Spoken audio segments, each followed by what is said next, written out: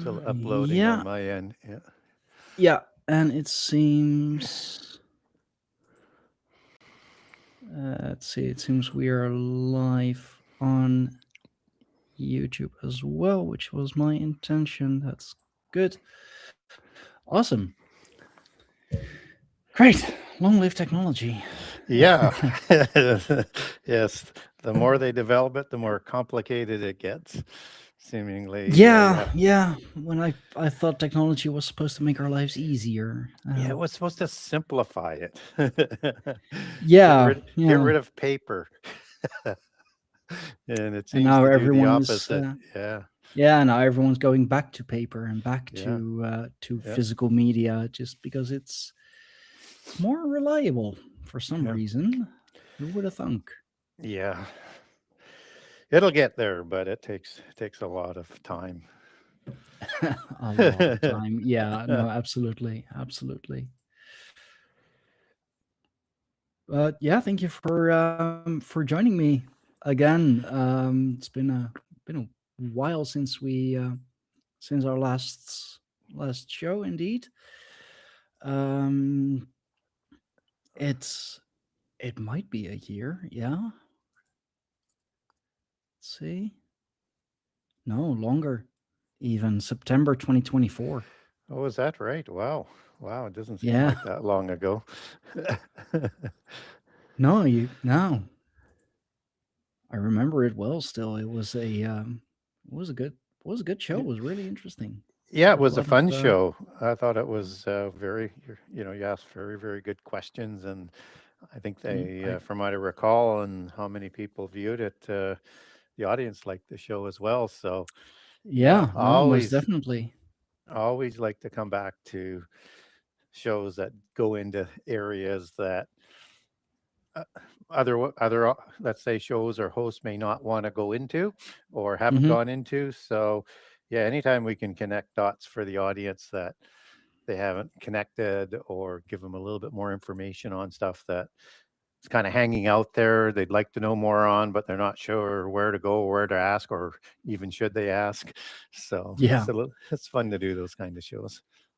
Yeah, and I always like to touch on the topics that no one else really touches, and try to do it in a different way than anyone else. I don't want to be the thousands Yeah. podcaster who asks the same questions.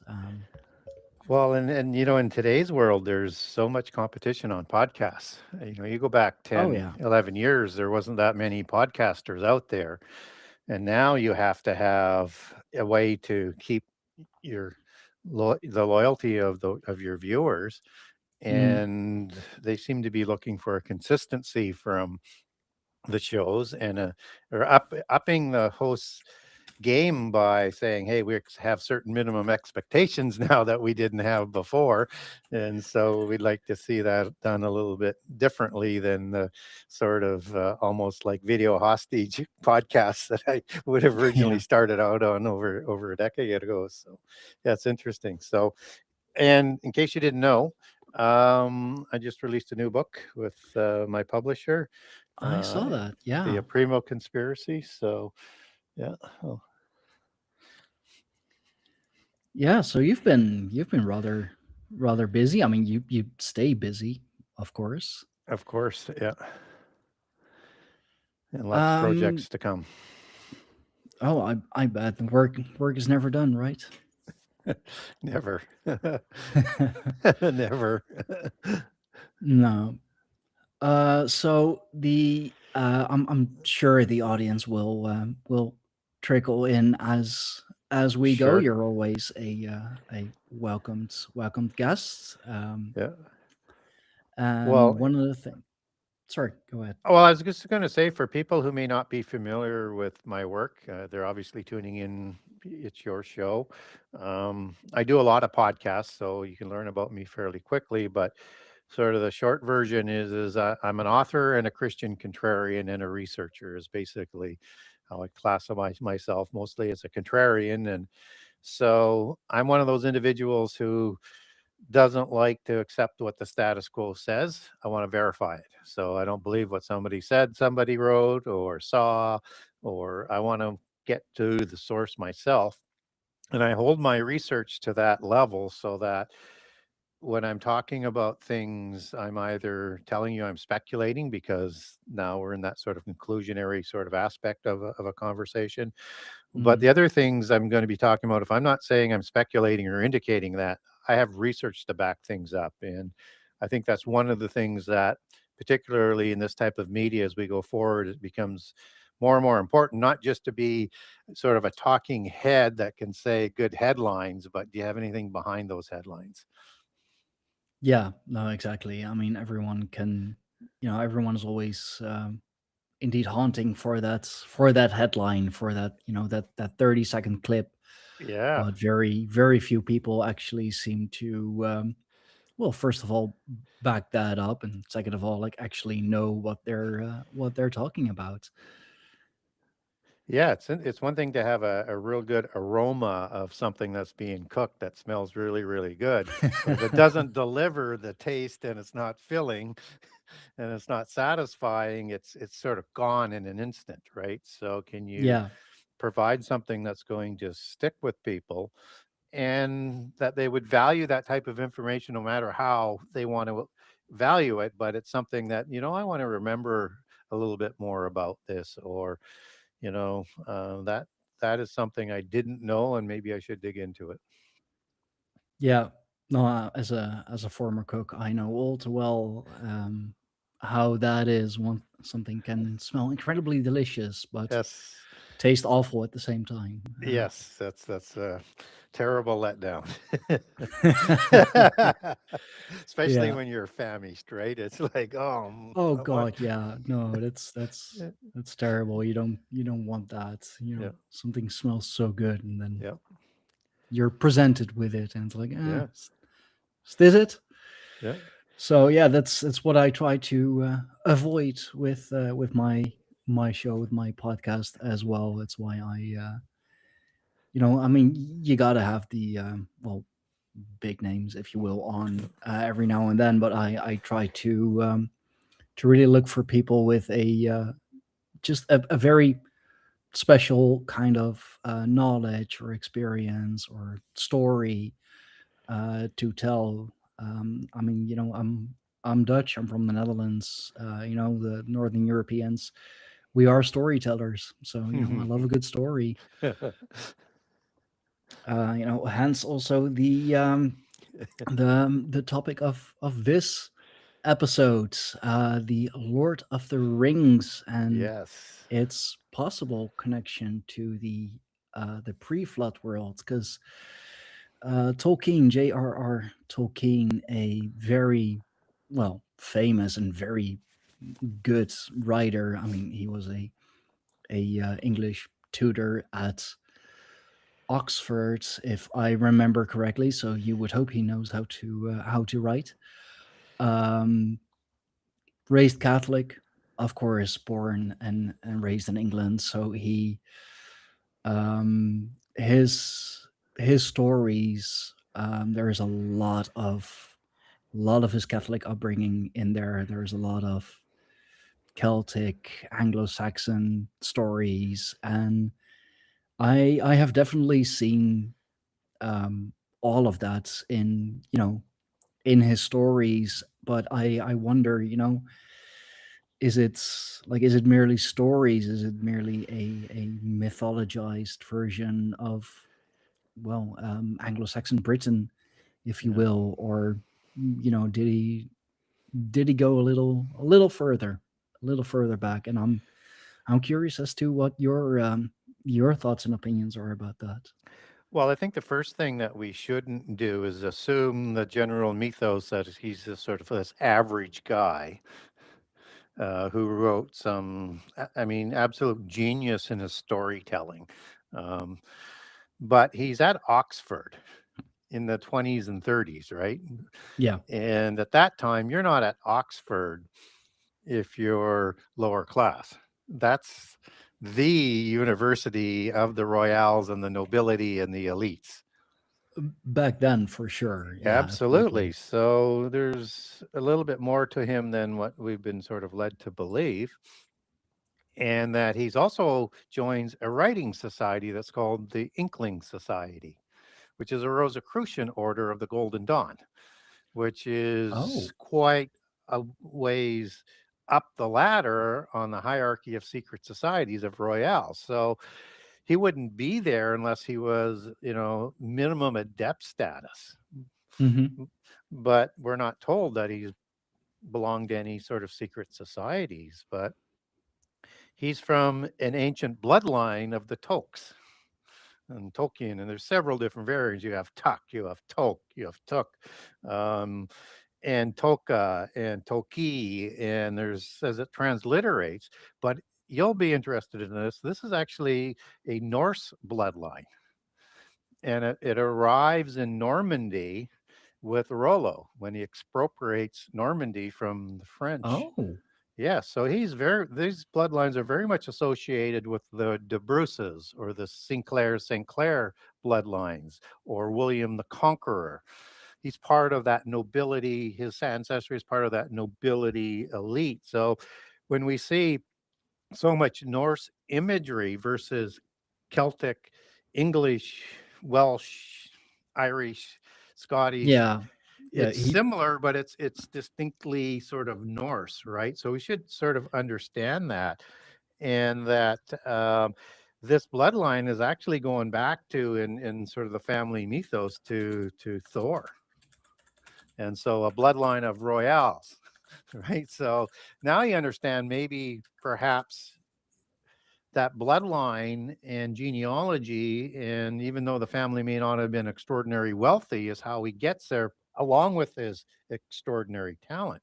But if he's of the Royale bloodline, then and the exact bloodline that he would go back to in Normandy in 912 with the Treaty of St. Clair is Le Serre de Tuque, Teuke, and that's the bloodline that is of the individual that's with William the Conqueror as he's Oh, conquering England. wow.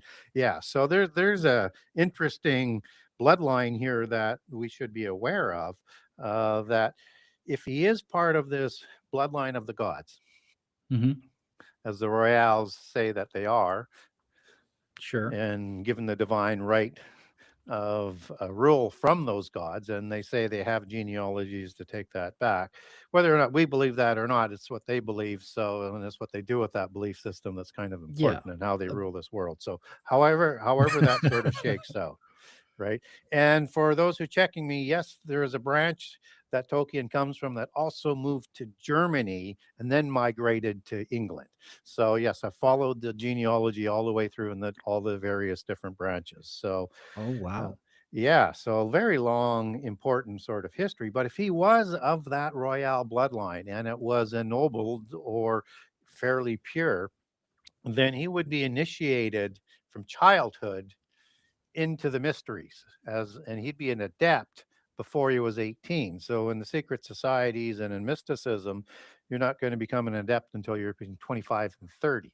So now he Hmm. shows up at Oxford. He's in this very high level um, offshoot organization of the Inklings. That's a branch of the Golden Dawn Rosicrucian Society, and a very famous one that has all of these mythopoetic style of writers, even though that name sort of gets invented with Tolkien and Lewis, but it's that same type of writing that people like MacDonald and so many other people are doing. It now makes sense that he's there and he has all of this knowledge being initiated and likely an adept. If people aren't familiar with the sort of thelemic tree organizational structure of the Royals, you have Freemasonry at the bottom, first level of Hmm. adept, third degree York Rite, 33rd degree Scottish Rite. Above that is the Illuminati. Above that is the Rosicrucians. And the top half of the Rosicrucians is the intersection between rising low level bloodlines and pure blood and the noble bloodlines that go above that. So now you're really talking about a pedigree that would be permitted into this type of writing society. And if that type of writing society is kind of new to you. This is a standard MO of the royales and secret societies, and probably the best known one would be Francis Bacon, a Rosicrucian, Yeah. Oh yeah.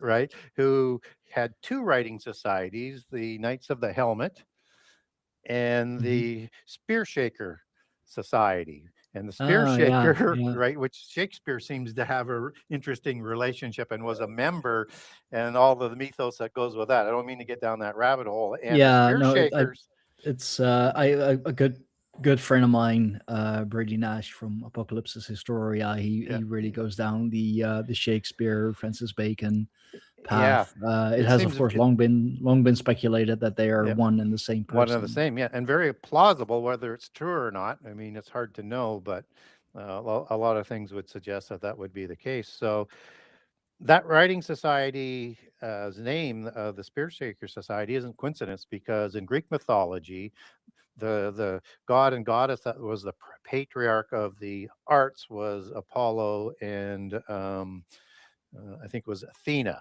and they both Yeah. held a spear, and they would shake it as part of the weapon of the gods, right? Yeah. So, and that was the societies that were used to create the modern English language that went into the was being used in modern plays like Shakespeare, and then went into the Yeah. King James Version Bible. So these are very powerful, influential writing organizations as they sort of turn out to be. So interesting that he is taking a more of a Norse version, because that's kind of his family heritage, and that Yeah. his best friend Lewis would be more Welsh and Celtic and Irish, because that's part of his bloodline and history. And actually, his grandfather was a king of England, so both Oh royales. wow. Yeah. Oh, so So okay. okay, so let's just sort of set the table that yes, extraordinary good writers, but are they putting Christian gloss on polytheist history? And I'll leave that for people to decide on their own. But they're, when you look at each of their writings mostly write about their history and their religion, which shows up in Lord of the Rings. Yeah. So, anyways, I'll let you back in there, but I thought that was, if I got that in at the beginning, it would sort of set the environment for the conversation. Yeah, no, absolutely. This and yeah, a lot of the royals of Northern Europe, they claim kinship to Wotan, of course, because I Yeah. mean, why wouldn't you? Um, Well, and as a horn god, which is interesting as well. As you're talking about Odin or Wodan or Wotan, depending on mhm. how you're transliterating that. I know the V would be the more traditional way of Yeah, yeah, spelling it, but and Wotan, Odin, and sure, he's kind of yeah, like the chief of the gods, but the other yep, horn gods aren't the chief gods. So if you go like into Greek history, you have Zeus after the flood, that's the chief god, but the hmm, pan god and all of the satyr, satyr, goat gods within that, which are kind of unaccounted for, um, is not the chief god, but is very, very important. And then if you go to the Etruscan, which is the proto um, yep, Latin culture, yeah, Indo-Aryan, Scythian type, Proto-Latin, yeah, Proto-Hellenic, Resna, yeah, thought to go back to the Resna of Sumer. Um, their chief god isn't Cern, Cern, or pronounced Cern, or Kern, Kern. It's another oh. god, right? Yeah, which And in Irish Celtic would be the horned god Cernunnos, who is yeah, often associated with the Green Man figure. yeah, and Hern, but not Lug or one of the major power gods, right? But important. So you have Yeah, this horn god that goes back to the language of the giants, uh, Proto-Indo-European, Aryan, and Sanskrit, and it shows up in all of those as Cern, pronounced two ways. So it comes down, you see Cern and hmm, Kern, and in Hebrew we see that show up as horn, as in um, Ashtaroth Karnaim for the city of the giants in Mount Hermon. with Oh the yeah. female goddess that's associated with that. That means two horns of the mother goddess, as in the bull cult and culture, right? And so Karen, using a Q as its translator, it is the hard sound of Kern, and it means Yeah. two horned. And in Proto Indo European, it means a two horned god. So you have this ancient sort of etymology to the word that transcends most religions, polytheist religions around the world, and languages that seems to stay with us. So, but maybe in the oral tradition somehow of the Tuatha De Danann of the Norse, that that was conflated into one god at one point in time, because also in Norse mythology, you almost have a conflation of the demigods and the gods, and they're intermarrying, and there's Yeah, yeah, and especially also with the giants, a yeah, lot of gods being of giant offspring. Loki, of course, being very well known to have yep, multiple children with a giantess, yeah, while at the same time there is this rivalry, animosity. yep. Yeah, and so it's a little bit, the Norse one is just a little bit different than the other versions of what I would call Celtic or Tuatha De Danann, or taking it Yeah, back to the original Indo-European. So, but the Norse history is full of giants and other yeah. types of elemental creatures, right? Which Very much is so, yeah. I mean, so, there a lot of the creatures, the elves, the dwarves, they're all, I would say, predominantly found in Norse myth, or that's where they have yeah, their biggest role. Of course, I believe some of the names of the dwarves in the times of the Hobbit, let's yep. say, are almost one-on-one copied from Norse mythology. Yeah. And, when we look at the groups of elementals that show up in the Lord of the Rings, you have almost like gnomes that show up, I'm trying to think of the individual that's carrying their ring around, that's kind of gnome Yeah, like. the Yeah. hobbits. Yeah, And the and and they and the are. hobbits are another group, and the goblins and the dwarves, like these are all part of Yeah, one group of specific elementals. yeah, and they all have their parts to play, and they all seem to exist in the same worlds. Same with the elves. Yeah. Of course, these incredibly beautiful beings. The black elves would be the dwarves, for Yep. example, who are great smiths. Who, w- it's a thing.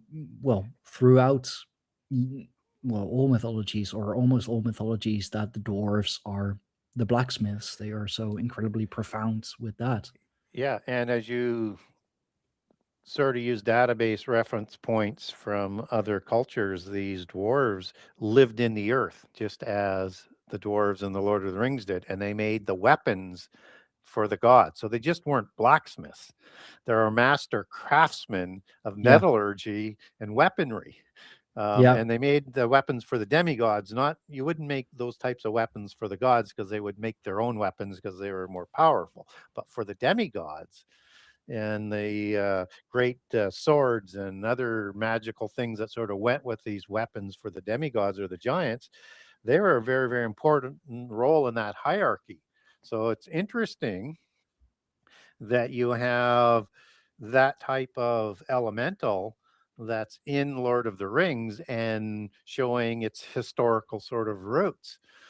And then you have something that's rather unique that's done in Lord of the Rings for people, that people sort of, it sort of goes, I think, unnoticed, but you have these white elves there. And as you notice, between black or dark elves, there's a hmm, difference in size and understanding and yeah, positioning as to where they would be. And so these are very much, even though they're not as tall as you would normally uh, present these people for the white elves, these are part of the Shea people or the Seed people or Sidhe, Yeah. Sidhe, the Tuatha Dud, Danan, the fairy folk. These are the Yeah. noble Elven bloodline of the elves, as the white elves, right?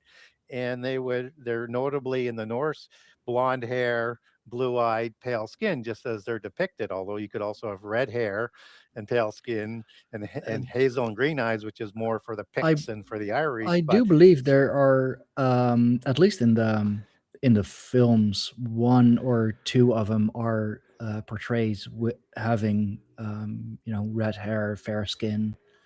yeah, That yeah. would also be incredibly accurate, especially for the Irish, of course. Yeah, but that also shows up in Norse as well, but not to Yeah. the same degree, right? Or into the Russian. And and again, as we understand all of this, this is not just Norse and Swedish, but it's Germanic lore Hmm. that probably, evolved through and up through Denmark, and so Denmark would be included, but it would be also similar to the more Slavic version as you move over into Russia. But again, different cultural influences that would go on it. But it's this common sort of history that seems to be being talked about, not just in the mythological aspect, but perhaps in the genealogical aspect and the historical aspect. And particularly, as you made the reference to, this seems to be, or possibly was, uh, a modern mythopoetic style of recording antediluvian history. Hmm. Yeah, because And it seems there's so much. Um, I mean, yeah, so much Norse mythology, Celtic, but at the same time, I do also, um, I do see Catholicism in it as well. One of the examples that I gave in, in the tribe chat and on Instagram, for example, or a few of the examples, um, would be the two trees, for example, the two trees from which, eventually all life sprung. Gandalf, or Mithrandir, his battle with the Balrog, a demon type figure, falling into the abyss, dying and being resurrected as this, yeah, um, light being, coming back as Gandalf the White. Um, in the Return of the King, the last book, I got to say that, um, the director of the movies, his name escapes me at the moment, but he's done a incredible job with the cinematography. yeah, And I do remember in the Last King, the crowning of Aragorn, kind of being portrayed as this. I mean, literally as the savior of man, the savior of, of yeah, mankind, being this yeah. kind of a Jesus figure, but with an elf as his queen, and Yes. So, immortal being who chooses mortality to be with yeah, him. yeah, and this would be sort of portrayed in the Tuatha De Danann or fairy folk Elven Magianic bloodline, you know, and so, but that's from a polytheist perspective versus, but it's would be very similar to a monotheist one because they're rivals, right? As particular as we bring that in. I was curious though, if you just to bring the audience up to speed on the two trees, what would you say those two trees are? What kind of trees? Um, I mean, that goes all the way back to the Silmarillion, Yeah, which is the origin story. yeah. Really, they are. Oh, I don't remember Because exactly. typically you get two different kinds of trees. You get a evergreen tree, that's used for some symbology of the tree of the world, and then like a great elm tree or an oak tree or an ash tree would be the Yeah, other ones, and they're used in the a lot of different sort of ways that joins heaven and earth. And part of the creation sort of story, and the roots would go down into Hades and Sheol, where the the the polytheist location of heaven would be. So yeah, Yeah, it's so interesting in that they the use those types of similar imagery. yeah, they are the two trees of Valinor, also known as the trees of the Valar. Um, could also say Valor, of course. Yep. Yeah. One of gold and the other of silver. Yeah. They were the first sources of light in the world. The silver one was to the north, and the golden one to the south. Yep. Yeah, a lot of imagery that goes in with gold and silver and technology and power, and one in the north, one in the south. The imagery, transcends many religions, maybe different sort of beliefs as to how that would be applied, but um, very important to understand. So when from a monotheist perspective, I mean, that tree is the evergreen tree, which would be in polytheism a sign of immortality because it's always green. Yeah. Would be a cedar of Lebanon or a cedar of Mount Hermon, where the giant oath, or the angels and the gods took the oath to create the giants, and Hmm. home of the council of the gods. And the other tree would be, as I say, usually an elm tree would be the most one would be the most desired, but elm, ash, and oak are kind of used for the same purposes in different sort of Yeah. religions. It, And it's more of this genealogical tree that the family tree imagery is based on, hmm. to follow the genealogies. One is for the hierarchy of the power. So when I was referencing these trunk organizations, that would be typically depicted in a cedar of Lebanon tree, where those branches would come down and be Yeah. hierarchical structures within those branches that would intersect into the trunk organizations. And so it's amazing how you get a similar kind of understanding of that of the imagery of the trees and the use of gold and the silver. And silver, of course, is also very much attributed to the making of AI, just as rare earth minerals are, and would Hmm. be both very valuable in the making of high technology weapons that the hobbits, not the hobbits, the dwarves were likely Yeah. making for the demigods, right? It's amazing how those imageries just sort of weave through different sort of cultures. But I just Yeah. wanted to make that sort of connection as to, you'll see similar things in monotheism and polytheism. Doesn't mean they have a sort of a core essential same belief, but they're using Hmm. similar type of imageries. Yeah, and it's of course in the Norse Germanic creation story that the first man and first woman were created from an ash tree and an elm tree, Ask Yeah, and Embla, yeah, yeah, created by the three brothers Woden, Vili, and Ve. yeah. And the elm tree was the most sacred tree of Gnosticism, and the tree that the Knights Templar in Oh, Paris executed all of their edicts and laws and acted as priests as well, because they were at sort of a priest class. I mean And that makes sense in Norse mythology. Embla or Elm is yeah, the very first woman, of course, and yeah, Gnosticism. The mother goddess Sophia, the goddess of yep, all wisdom. So yep, you kind of have, um, I mean, the connection to Odin is there as well because he, breathed life into them. yeah. So there is this Odinic part of them, and him Well, being, of course, the yeah. wisest of gods. Yeah, and one being like a fertility goddess, which would be for the fertility of genealogy, one for the power, for the hierarchy in the organizational Yeah, structure. So the duality of a father god and a mother god also symbolized in that sort of dualism.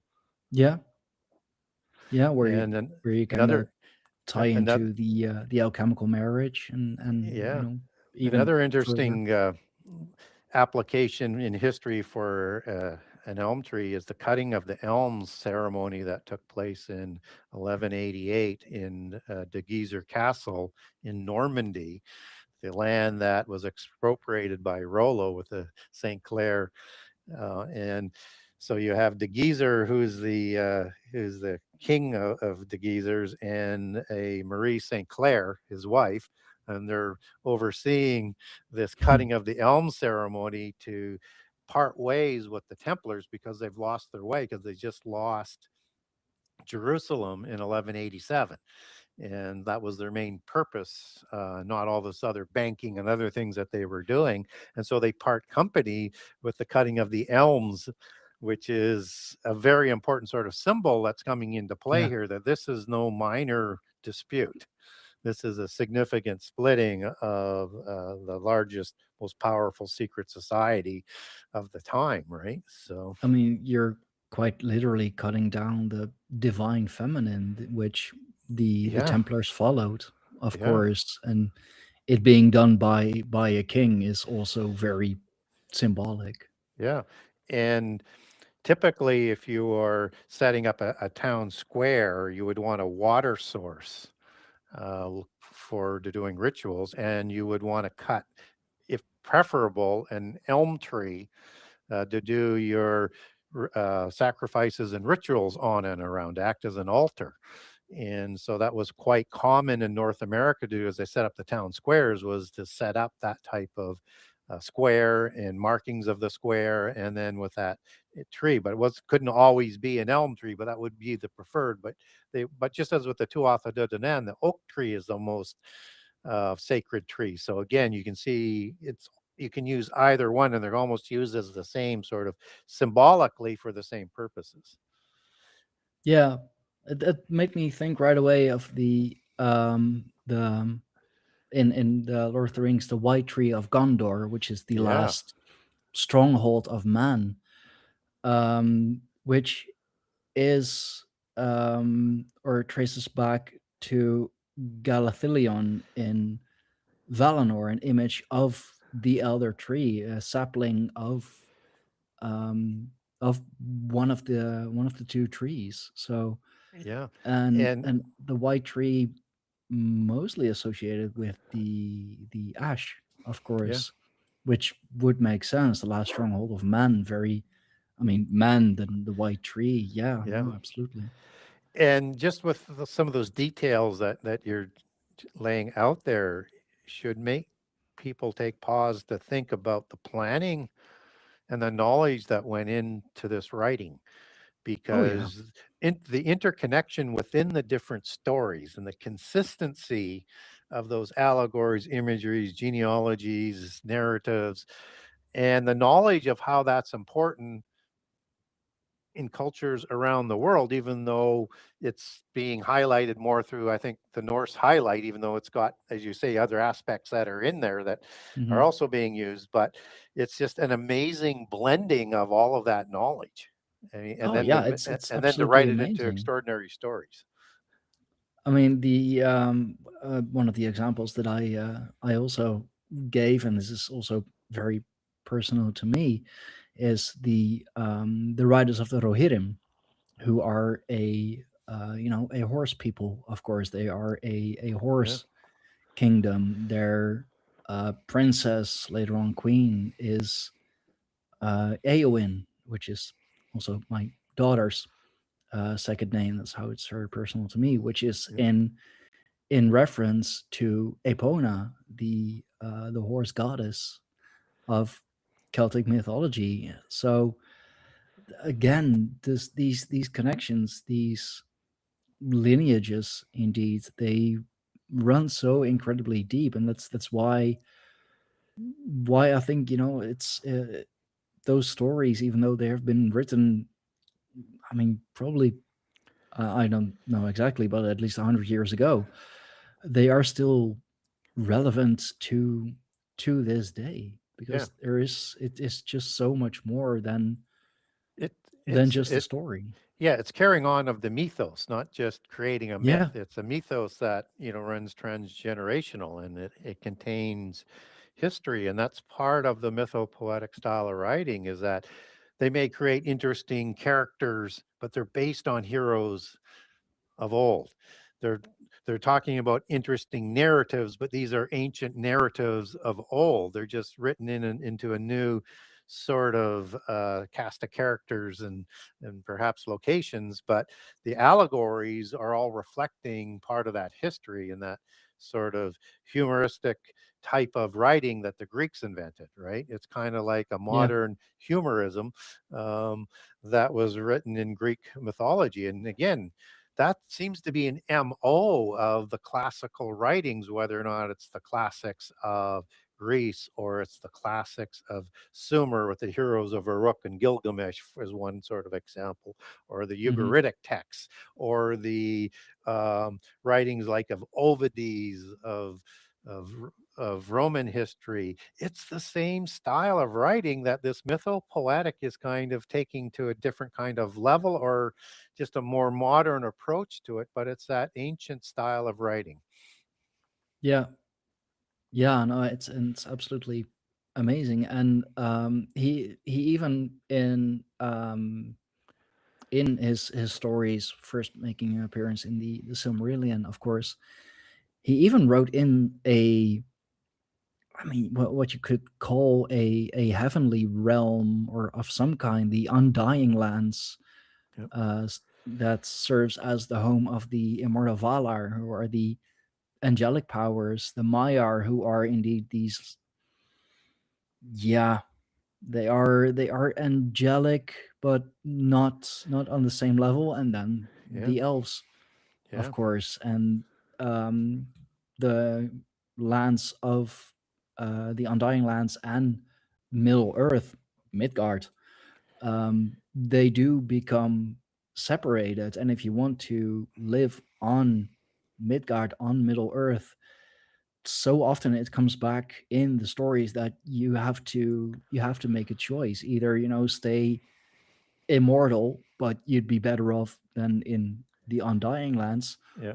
or choose mortality. And so Yep. many who choose to stay in Middle Earth choose mortality. Still a, well, unnaturally long life, because they are of this, well, higher divinity, if you will. But it kind of equates to, yeah, to the fall of these beings, like them literally Yeah. choosing Yeah. mortality, as I just said, with Arwen, who Yep. chooses mortality to be with Aragorn, to be with her king. Yeah. And when you look at the prehistorical records of, in the Norse records would be similar. You have, a creation happening out of the chaos.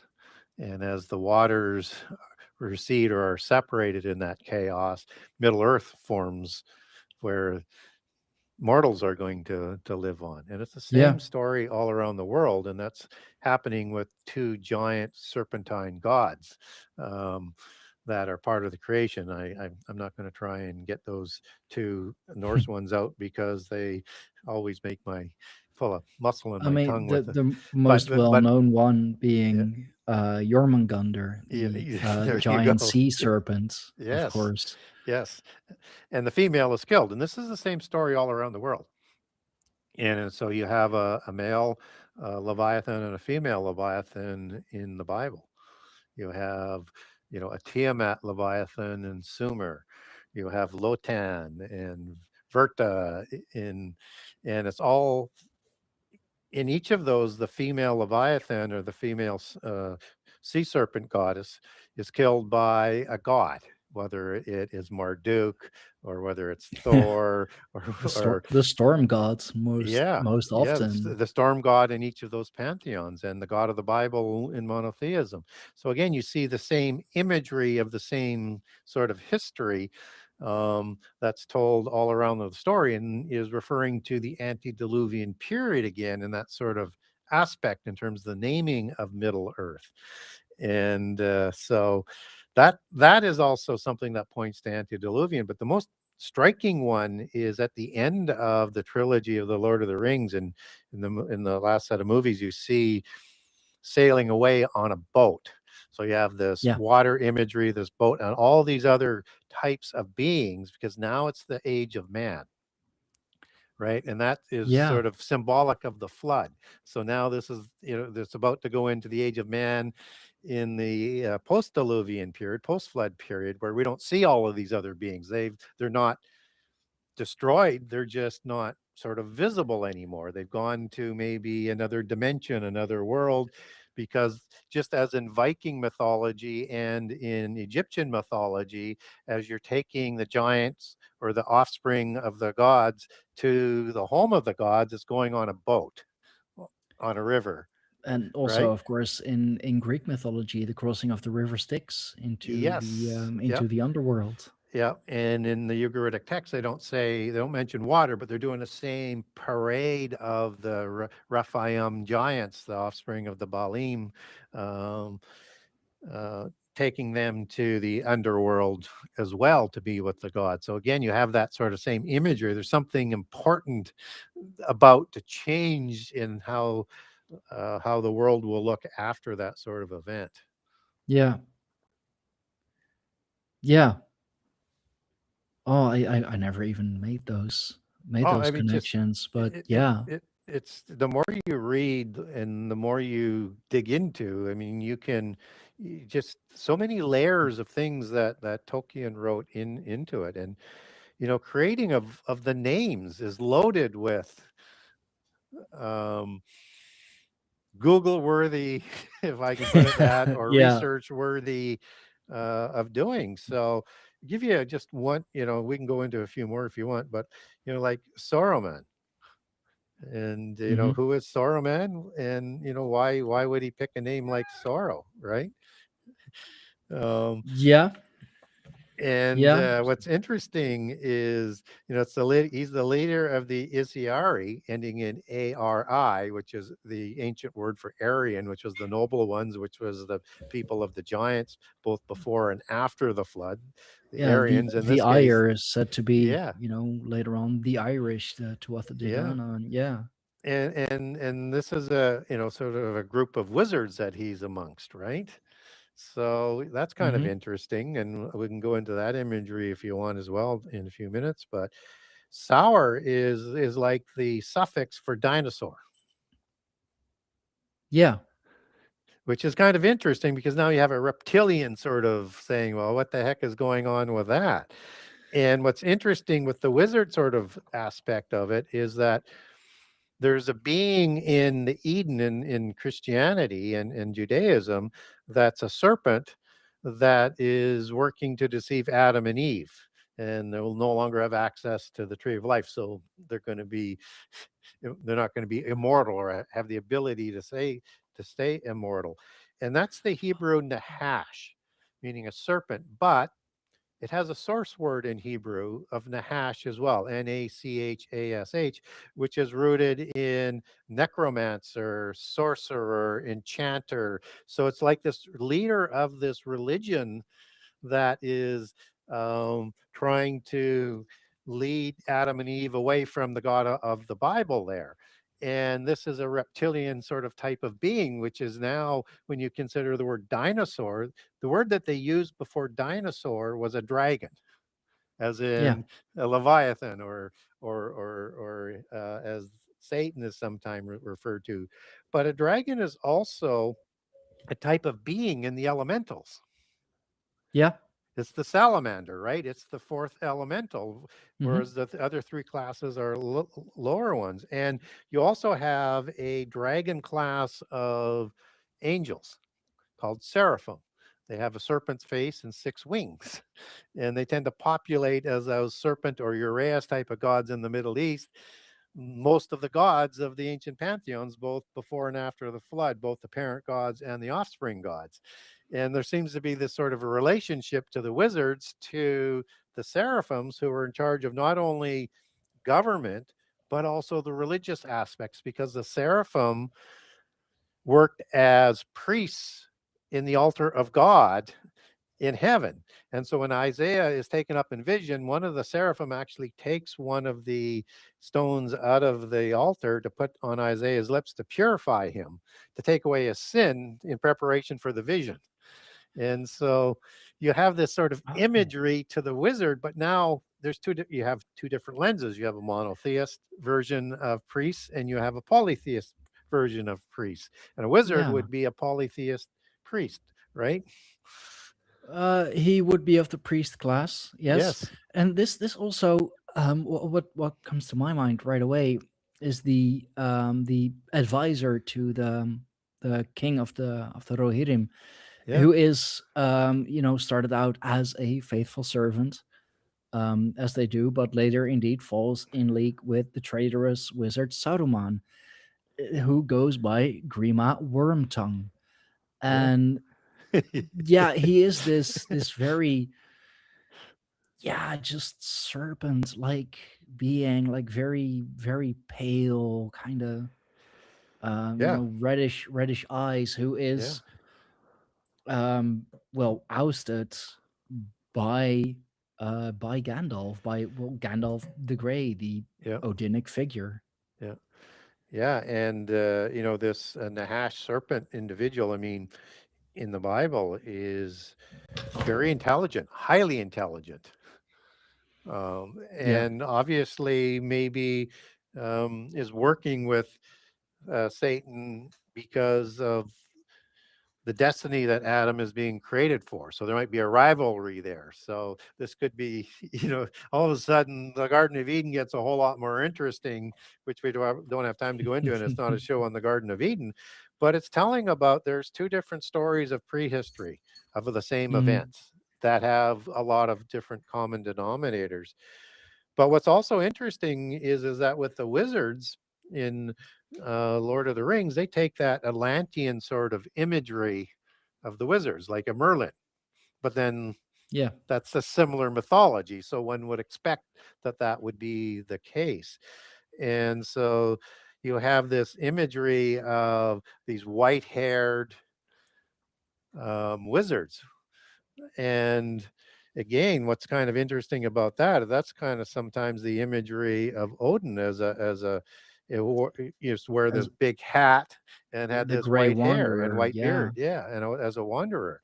So again, it's reflecting a bloodline of priests, which is very important in monotheism and polytheism. So you have like the Brahmins, which were Yeah. genealogical. You have the priests of Egypt, which were genealogical.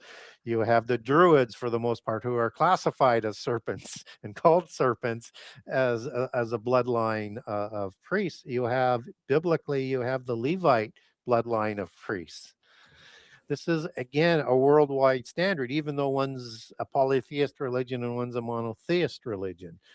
And again, it's reflecting that as a very important line of individuals that were thought to be almost godlike in their knowledge, because polytheism is a knowledge religion that developed technology before the flood.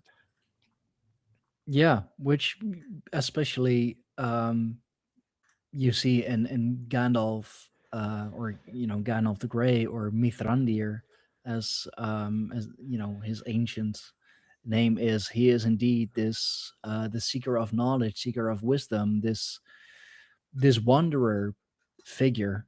Indeed, he doesn't stay in one place very long. um Shadowfax, his horse, a white horse, of course, most likely the equivalent to Sleipnir of Odin. Yeah. And there are, I mean, the five wizards, the Istari, indeed, are angelic beings known as the Maiars, who are sent to aid the free peoples against Sauron. So angelic beings helping in the fight against evil, led by Saruman the White, who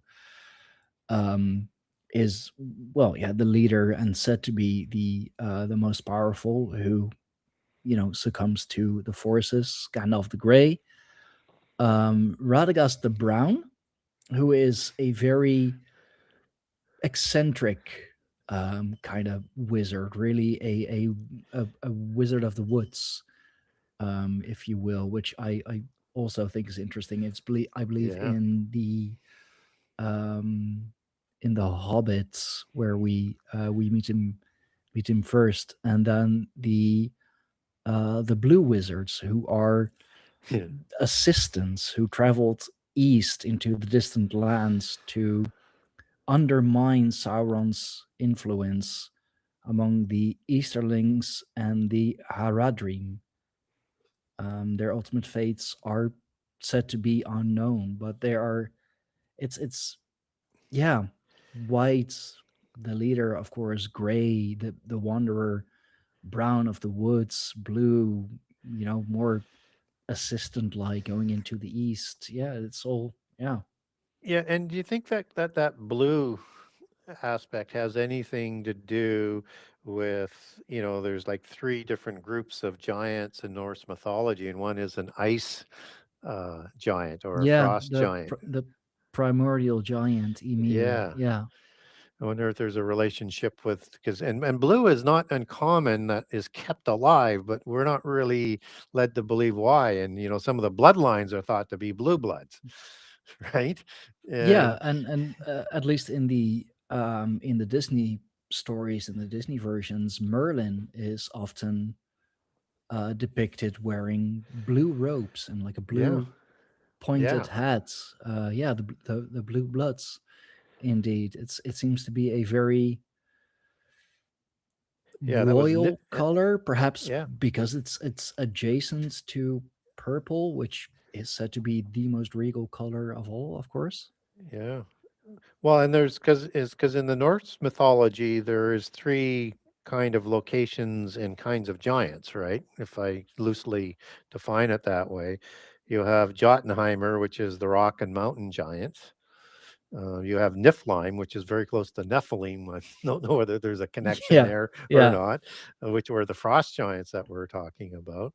And Hmm. then you have the Muspelheim, if I've got that right, for fire and fire giants. Yeah, So three kind Muspelheim, of yes. distinct groups of giants, which is you don't see that distinction in other polytheist cultures or monotheist And cultures. Niflheim and Muspelheim are two of the nine realms that Hell or Helheim is Yeah. made up of. So they are of the underworld. Yes. Yeah. So it's interesting that I just was wondering whether or not that frost giant or the Niflheim giants had anything to do with the blue bloods or then the blue skin colors. I mean, it is from Ymir that our world is created. It is from his sweat that the two, well, very first gods appeared. So he definitely plays a major role Yeah. in Norse mythology, because it's like I said, from his body Yeah. um, that our physical world Yeah. is made. His blood Yeah. became the rivers. Yeah. His broken bones became the mountains. His skull was set in the heavens and held up by the four dwarfs on the cardinal points. So the top of his skull literally became a dome. Yeah. And so then would you place Asgard as the home of the gods, Yeah, uh, home as of the the location home of of the nine realms? um the location of the nine realms would be on the tree On in Yggdrasil, the Helheim, the that's where you life. had located them. Yeah. Okay. Yeah. Um, yeah, Helheim is the underworld, which is Right. also Yeah. made up of nine realms itself. It's Yes. the shadow side, the Yeah. underworld. Very And so kabbalistic then as well. so then Asgard, the land of the gods, would be more in the north then, and maybe quite more equated with the land of ice. And would that be why there was so much Um, preoccupation of the Norse to try and find the land of the gods that they thought might be at yeah, Iceland? I'd say so. Yeah, Okay. it's also kind of ties into the myth or the legend of Hyperborea, Right. Yep. Yep. which is there is some speculation that Asgard may be a like a continuation of Hyperborea, that after a reset, at least a Phoenix event, if you will, that it became what is Asgard now. But yeah, that I would definitely put that more in the north. Yeah. Okay. Just was I always had that as a question, of a couple of dots you're connecting for me in terms of some of the allegory that I'm trying to understand. So I appreciate that. So yeah, and um, again, most people when they're seeing the imagery, and you're seeing a lot of these kinds of imageries, that flow through in different scenes and locations of the Lord of the Rings and in other writings. Um, so once you start to sort of connect those into, well, this is either a very fabulously created mythos, or it's just bringing to life some of all of the stories that were maybe came down through oral traditions of the history, right? And I think that's probably more likely what the goal was to do, but also to be Yeah. great sort of entertainment. Um, but I think then it's also indeed a coming together of a lot of oral history, because I would um especially Gandalf, for example, I'd also put him in the druidic class, because he mhm, has some druidic aspects, and their role was also storytellers, and everything yep, was done verbally. yep. And again, I like the name. I mean, he is you got Elf, ALF. That's right in in the name. And Hmm. I haven't figured out what Gand would be, but I'm sure there's a meaning that would have been associated with that as well. Um, but certainly, an elf. Uh, Again, there's different types of elves that are out there, but also of the elfin bloodline, which is again suggesting a bloodline with the wizards, right? So, Yeah. and you may not know this, but biblically we get something similar that a lot of writers have equated with this elven bloodline of the Tuatha De Danann, or Scythians, or Indo-Europeans. And in Genesis 36, you have the Dukes of Edom, which are Horim giants, red haired giants, the Horim were, and Hmm. pale skin and red eyes, versus some of the blonde haired ones like the Amalekim, which would have been more in the Petra region, and or the Anakim giants, which would have been blonde hair and blue eyed ones. But the Yeah. Horim are settling in the Edom area in the Mount Seir region, which is Seir is the chief duke of these Horim that are settling there, which actually goes back to the Hebrew word for satyr or goat god, which is another interesting Oh, sort of well, there you have the horn god yeah. again. But these dukes are intermarrying with the descendants of Esau, which is the brother of Jacob, who changes the name to Israel and produces the Israelite um, bloodline. And his son Eliphaz marries Timnah, a pure-blood Horim female giant, to start a new dynasty, essentially, and create Amalek, who's going to create hybrid giants that are going to live amongst the blonde-haired Amalekim giants. So you got red-haired ones and and Hmm. blonde-haired ones and of course, I don't know what the hair color of Eliphaz would have been, but when we look at that word Duke, it's the Hebrew word Aleph, elf.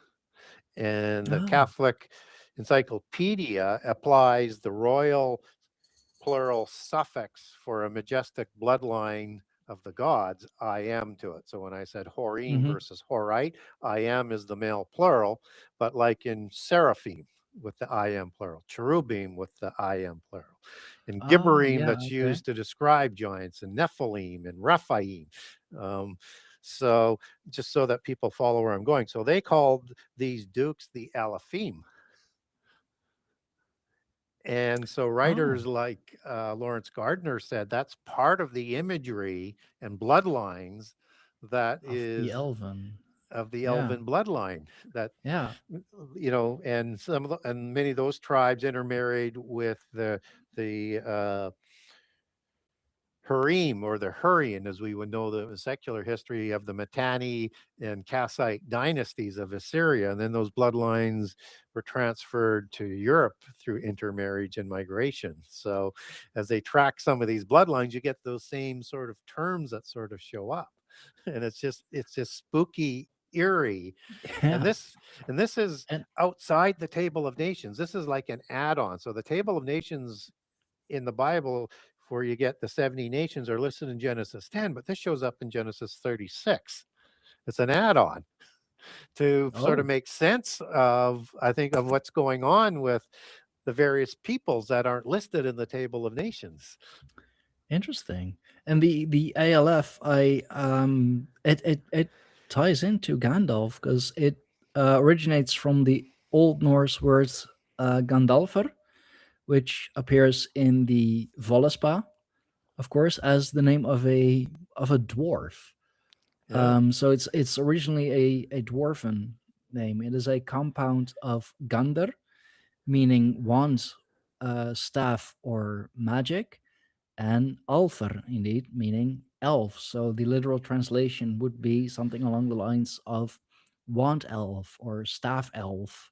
yeah, And him being Maya, being Maiar, the elven race is um, also of, they are also the children of Maiar. They are also these immortal beings. It's just Gandalf is one, I'd say, one rung um, higher. So he is a staff carrying elf, basically.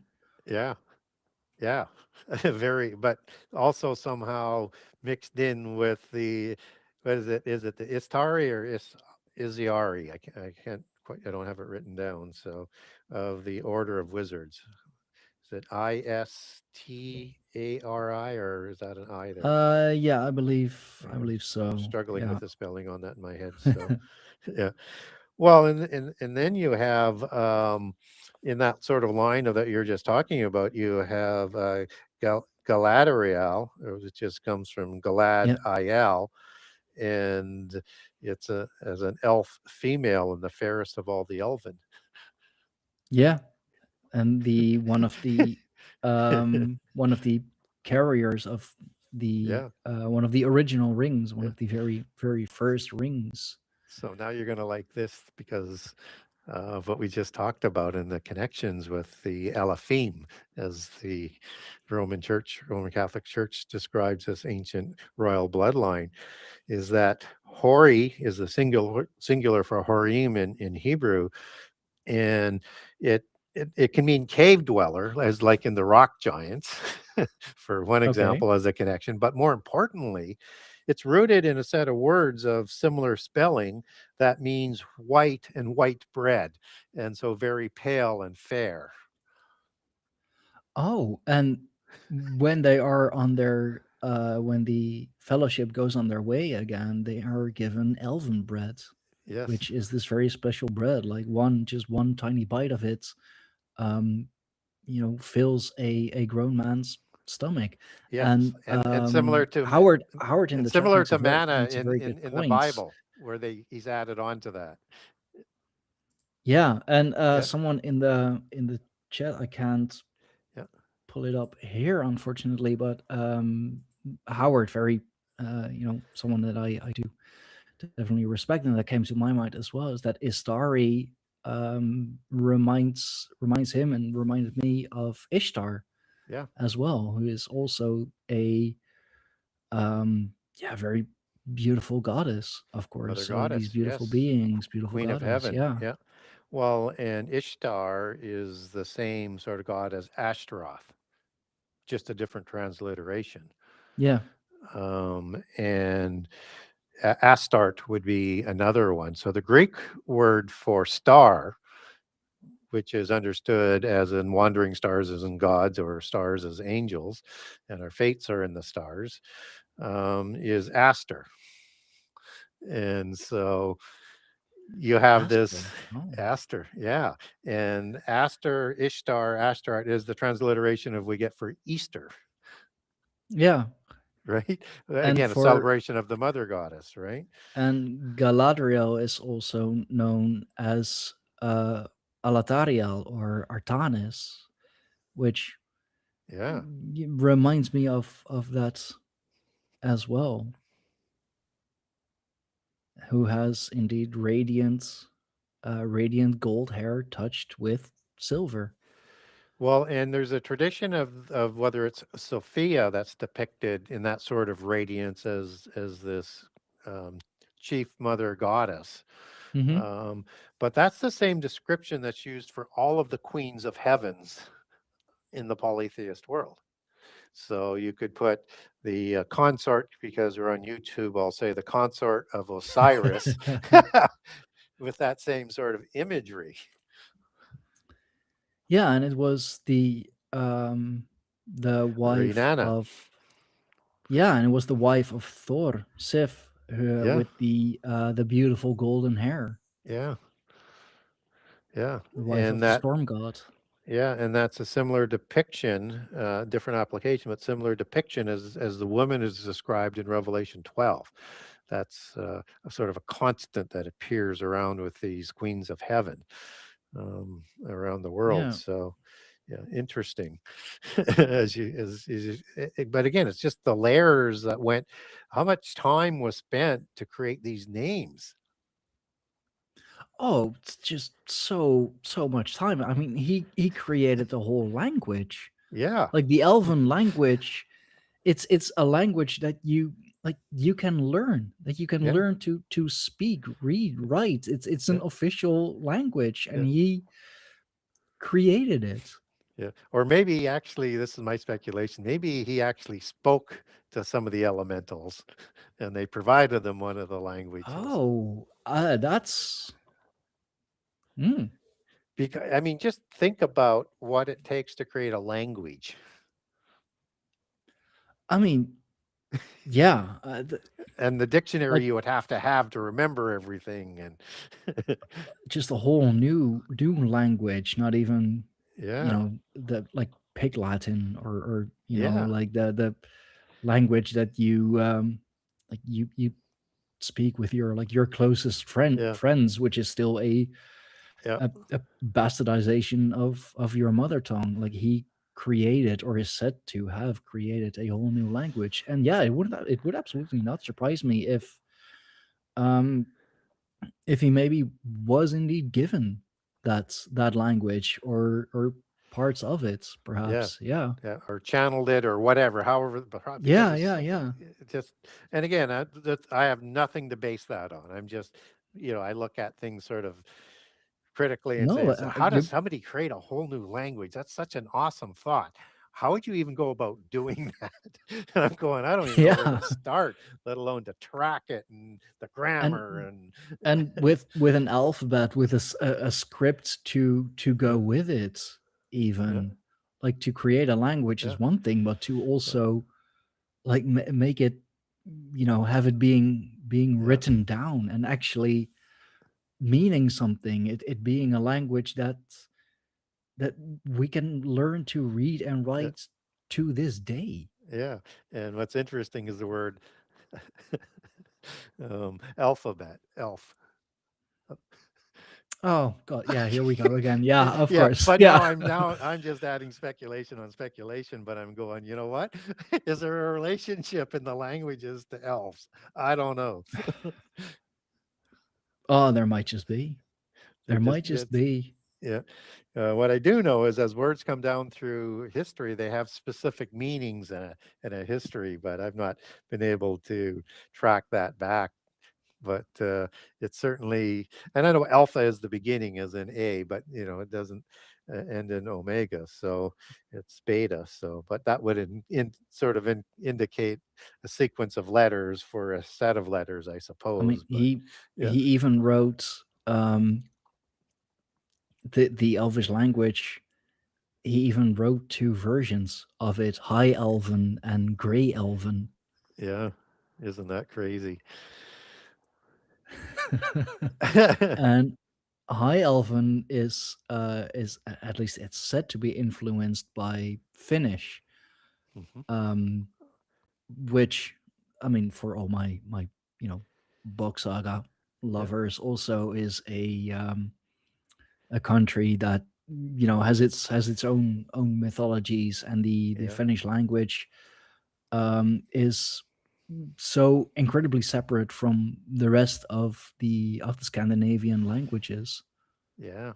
And it's interesting, but that might be one of the crossover sort of words with Finn in there, or Find, which means a Shay or Sade or Tuatha De Danann individuals. And Yeah, as you take that Finn. into the Yeah, language, it's Vind with a V, it's Gwyn with a G. Several different transliterations through some of the Celtic languages of the same sort of word that means the same thing, right? oh, and this is a good point by Howard in the chat. Elvish is not the only language that he created. He even created the fictional language of the dwarves, Kuzdul. Yeah. I mean, Yeah, so ultimately, there's multiple languages to deal with the different elementals.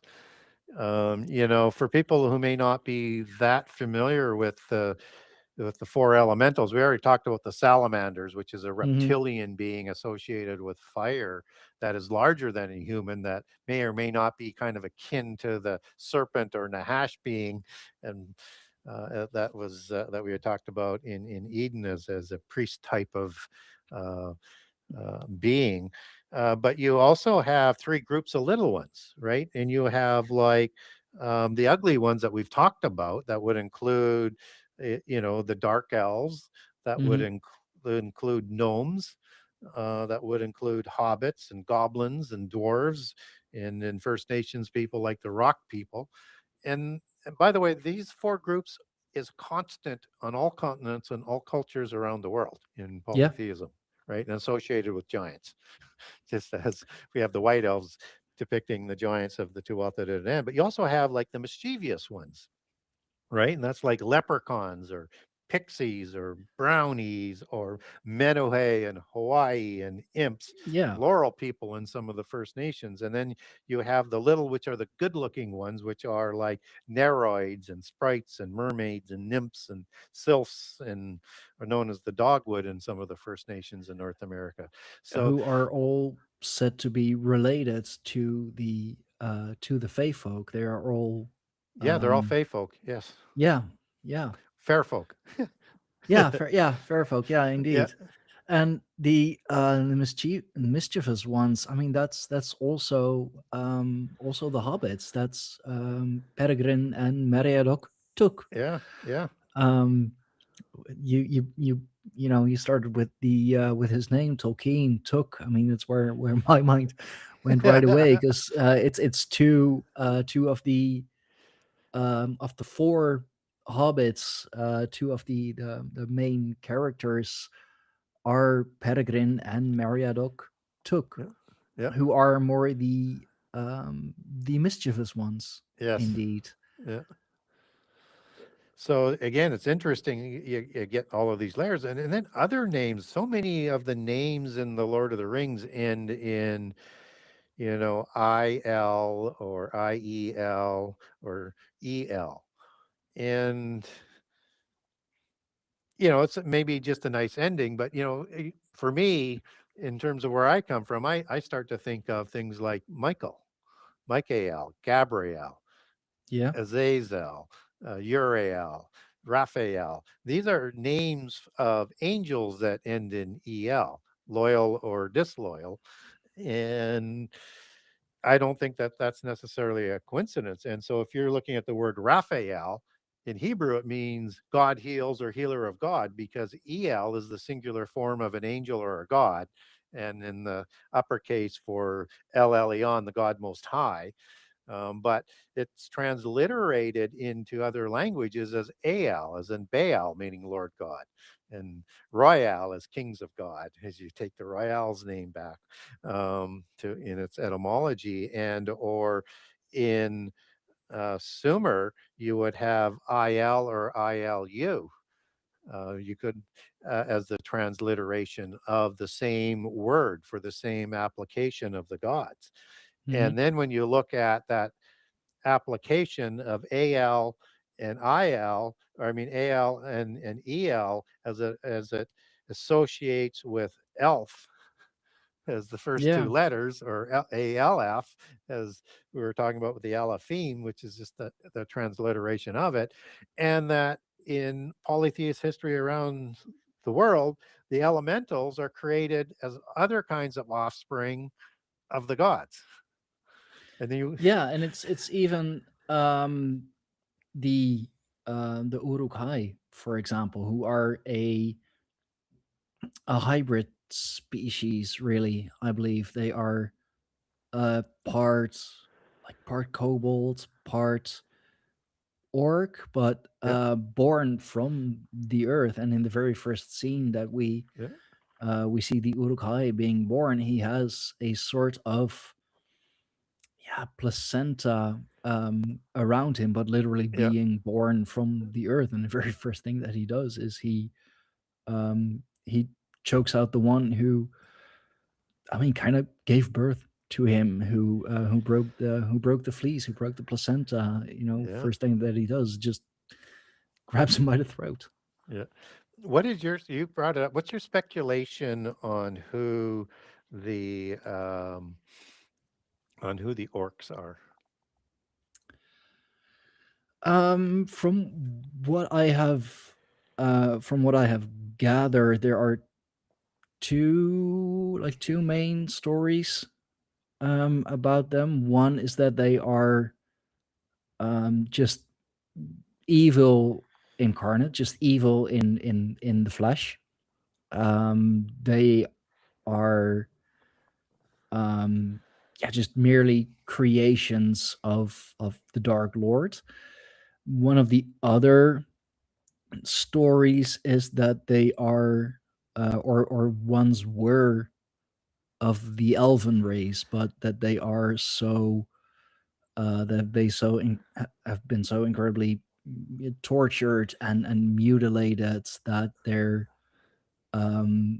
spirits broke. I mean, you can see that in some of the designs with the orcs. They seem to have sort of these pointy ears, or what used to be pointy ears. But the most common story is that they are, I mean, quite literally evil in the flesh. That they are just these evil dark beings. They don't have a soul, and their sole Yeah, purpose is to serve the Dark Lord. yeah, they're kind of interesting. They're kind of like the mythos that has to do with the goblins, right? As part of the sort of ugly elementals. Yeah. And goblins has an interesting cross culture kind of relationship. There are four hero goblin gods, so it would be demigods that, and I was doing, research on other types of beings that I ran across. And these were also worshipped like the giants were worshipped as demigods as well. And Hmm. it's interesting that some of the goblins and some of the entertainment, you have these giant goblins versus the little goblins, right? So I'm not sure whether there's two different groups of goblins, or one's elemental and one's some form of giant. Um, I mean, Similar wouldn't types that of creations, but be? I'd say that if you're talking about giant goblins, what comes to my mind are the trolls, or yeah, troll like yeah. beings. Yeah, that's exactly where I would go. And both of those would be part of the ugly elemental group. Yeah. Um, and associated trolls are more associated with, portals. and crossings. So you have the allegory of crossing over a bridge and a troll or a goblin, taking a Yeah, toll there, right? yeah, They would especially guard those especially types of things. trolls. Yeah.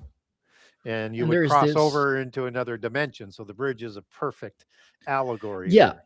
yeah. I mean, the bridge to another dimension. Yeah, Yeah. of course, in Norse Yeah. Germanic mythology, you have the Rainbow Bridge, of course, which connects Midgard to Asgard, Yeah. which connects Yeah. us to the realm. Excuse me, the realm of the gods. And what's really sort of interesting as well, because again, just as Lewis does, Tolkien does something similar, and you referred it. I think he's mixed in perhaps a little bit of Latin or Proto-Latin and Etruscan um, into the orcs as well, because there is an ancient Roman Etruscan god, Latin god named Orcus, which is really Oh, kind of, yeah, isn't that, I mean, and he's the god of what? The underworld where the orcs are located, right? In huh. the earth. Yeah, Yeah, and he's also known as the god of trolls, which we just associated with the goblins, right? And so and I'm thinking like maybe there's two different groups of these offspring, and he created in the same way giants are created, or the elementals are created. He created man-eating giants.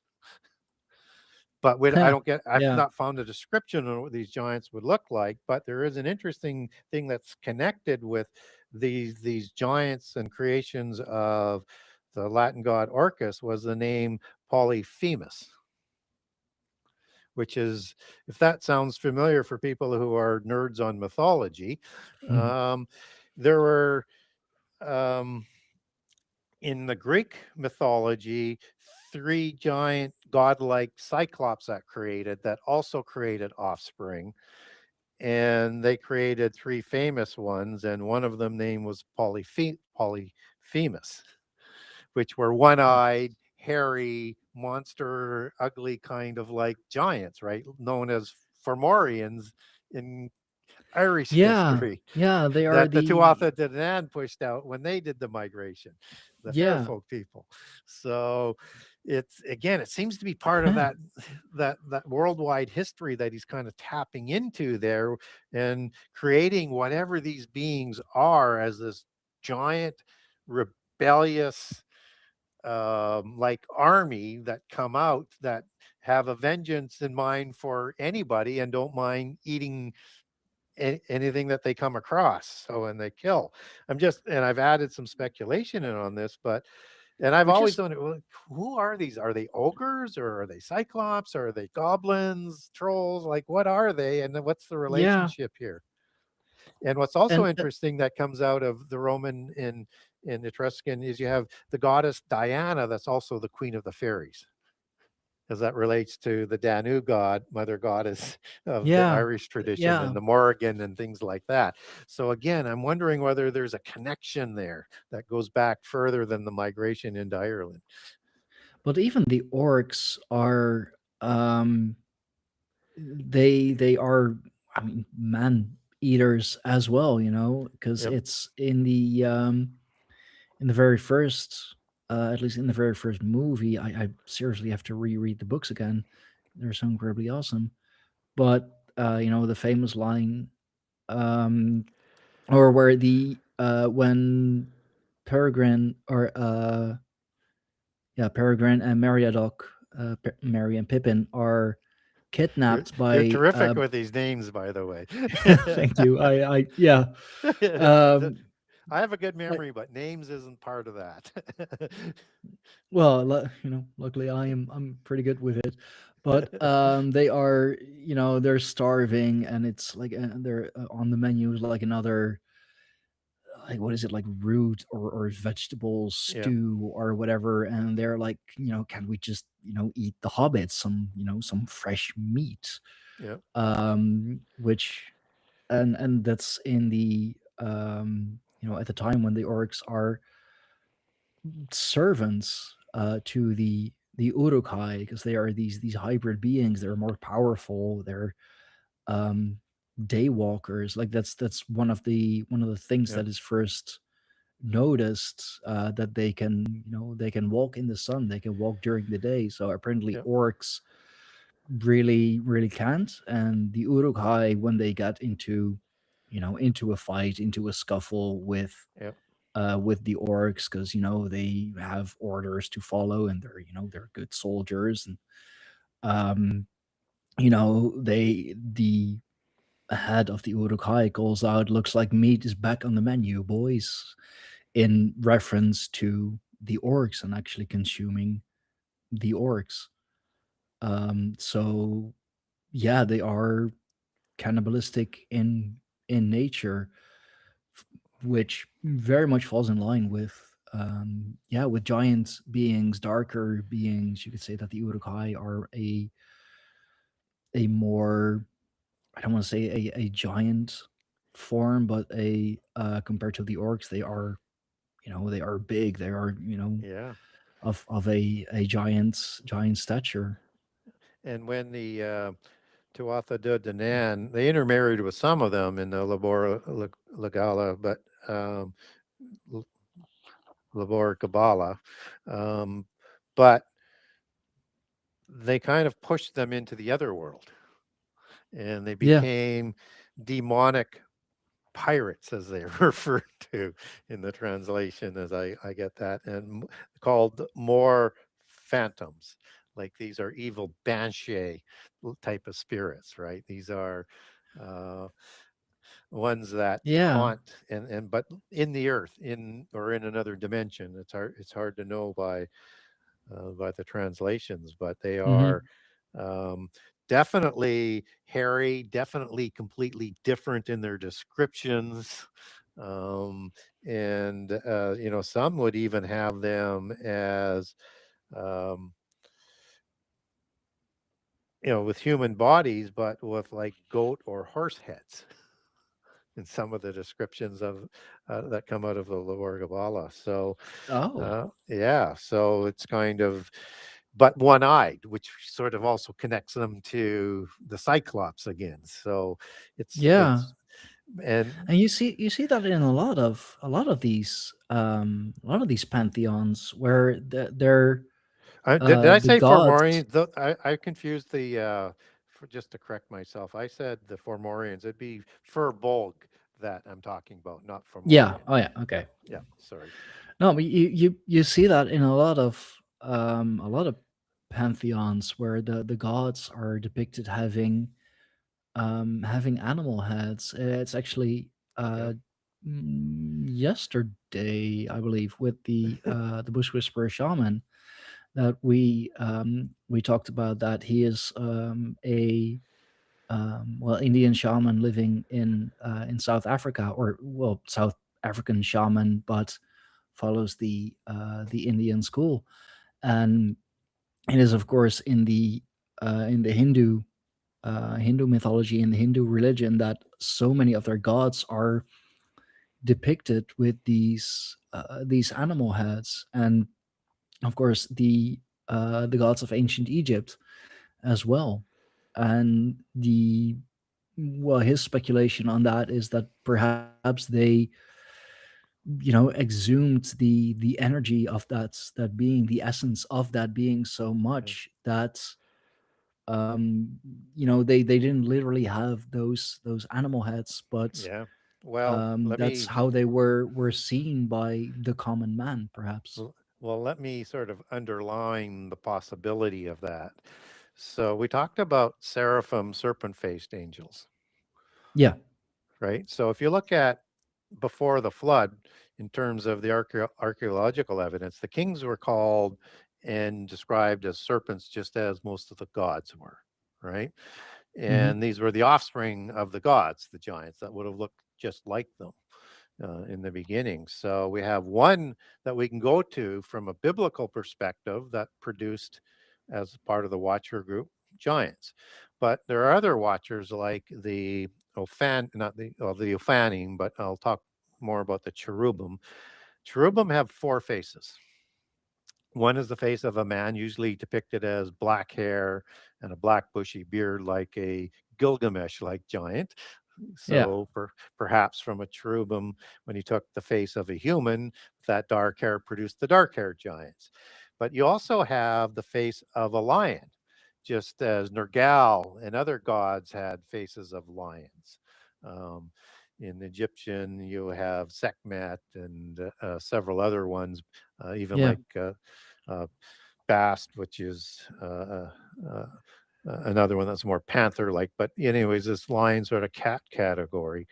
And what's interesting biblically is we get Gibor like, so mighty one like individuals like the lion men of Moab and Gad in in the Bible. And what's also interesting is that um, the name for lion is Eri or Ariel. And if you put the EL on it, Hmm. that means lion or God's lion or lion of God. And Eri is part of the Eri word. And we get a king Arioch, which means lion like when you look into the meaning. And that's the same description of these lion gods. Nergal was a god that the Avim giants of the Bible worshipped um, in the book of 2 Kings. And also there was a god that they worshiped that was Nebaz, that was depicted. Was as you take that Nebaz back into the meaning, it means a barking god, and it was depicted with a dog or a jackal's head, just as Anubis Yeah. was a jackal god. And we get howling gods in the Bible. We don't know which ones those are associated with. And Anubis created so many offspring that would have looked like him. He created what the Greeks called Sinoopolis, which means dog city. And so Cynocephaly, which is the mythos of the dogmen or dog Nephilim, is what that word sort of connects you into. So Nebaz And there might is be, I, yeah, I've talked about this with someone before. I don't remember his name at the moment, but about the dog-headed saint even. yeah, yeah. Saint Christopher in the Greek Yeah. Orthodox tradition is depicted with a dog's head and a mercenary because the dog warriors were mercenaries. So yeah, there's a lot more possibilities to this. Now, what's also very, very interesting, they also had a bird's head on the cherubim, or an eagle Yeah. or a raven. And so you get in the Popol Vuh the Xibalba demigods, which were owl faced. And you also get another one that's a division of the owl demigods called the Camazots. And if you Google Camazots, you generally will get Batman's outfit because it was the house of the bat within the Xibalba. So the Batman Yeah. hero is likely based on that because it's the same depiction. And in Southeast Asia, as part of the Watchers, not only were there serpent watchers, but there were watchers that had a dog's head or that produced giants, but also another one called Tengu gods that would produce offspring of birds, Tengu. So if you Google that, you usually get the Japanese version, and they produce not just warriors but also priests. So two bloodlines for different purposes, and these are bird Oh. warriors. And again, it's all part of the cherubim. And then the other face was a bull. So you do get a little bit of mythos with the bull, like with the Hmm. Minotaur and things like that, but not I haven't found a lot of offspring that would be like bulls, but who knows? Giants were Yeah, also that's also called where bulls. you. That's also tying into Mithraism, of course, which is a well, you could say very martial form of Christianity, or pre-Christianity. Perhaps it was the religion of the Roman army, really, and it all centers around the sacrifice of the bull. Yeah, because the bull cult was very popular before the flood and early after the flood and in the age of Taurus. And also Mitra, as you take it back to Proto-Indo-European, is also a god of Zoroastrianism, because Mithraism Yeah. is a branch of Zoroastrianism. And Zorro was a mother goddess, and Aster is a star. As you put those two words back together, and you have Yeah. like in the Sanskrit version of Zoroastrianism, um, you have Mitra that's showing up as well. It means a covenant or a bond and or an alliance. You should take that back to its meaning. But Mitra seems to be equivalent with Shiva as a god that destroys by fire and incarnates in the end time, just as Shiva does the same thing and incarnated like something like 12 times into individuals. So you have these sort of crossover sort of aspects of it. But Zoroaster has a Trismegistus aspect of it too, which is really aspects. 3 different Zoroasters, like 3 different Hermes. So again, seems to be part of the same ancient root allegories that are rooted into it, because the original Zoroaster was a giant before the flood that was taught all the knowledge from the gods for this religion. And this is the religion that crosses the flood, becomes the wheel worship, 8 Sabbath polytheist religion that was Yeah. Zoroastrian, and comes sort of downstream. But And and then there's an interest. coming out of greater Iran, of Yeah, course, yeah, the Aryans are also said to be the Iranians, or what are yes, nowadays the Iranians, coming from Iran, Ire. yeah. Well, So and it's the Avestan aspect versus the Sanskrit aspect as you look yeah, at Persia, right? yeah. Now, one other thing just on these kinds of the gods is this interesting Gnostic gospel that's called the Pistis Sophia.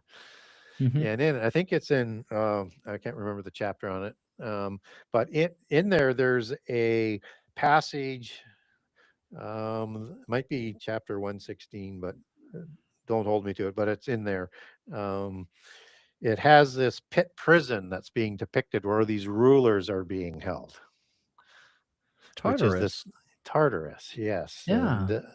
And these rulers are archons, right, as you would understand them, and they have multiple different types of descriptions of these gods. So you have a dog-headed one, you have a serpent-headed god that's in there, you have a ape-like one and a bear-like one. So now you start to think, well, what about Bigfoot? Where did that come from?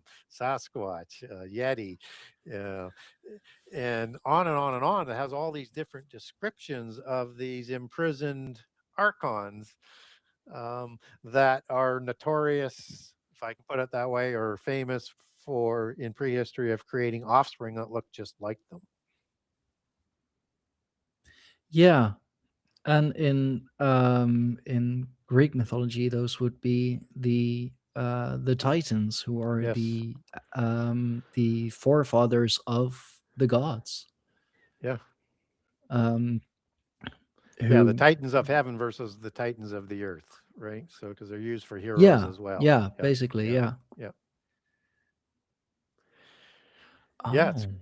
Yeah. Oh, Isn't it's just crazy when you start to see all of these different connections, around the world of all of these different types of beings, and same similar story as to how they come about.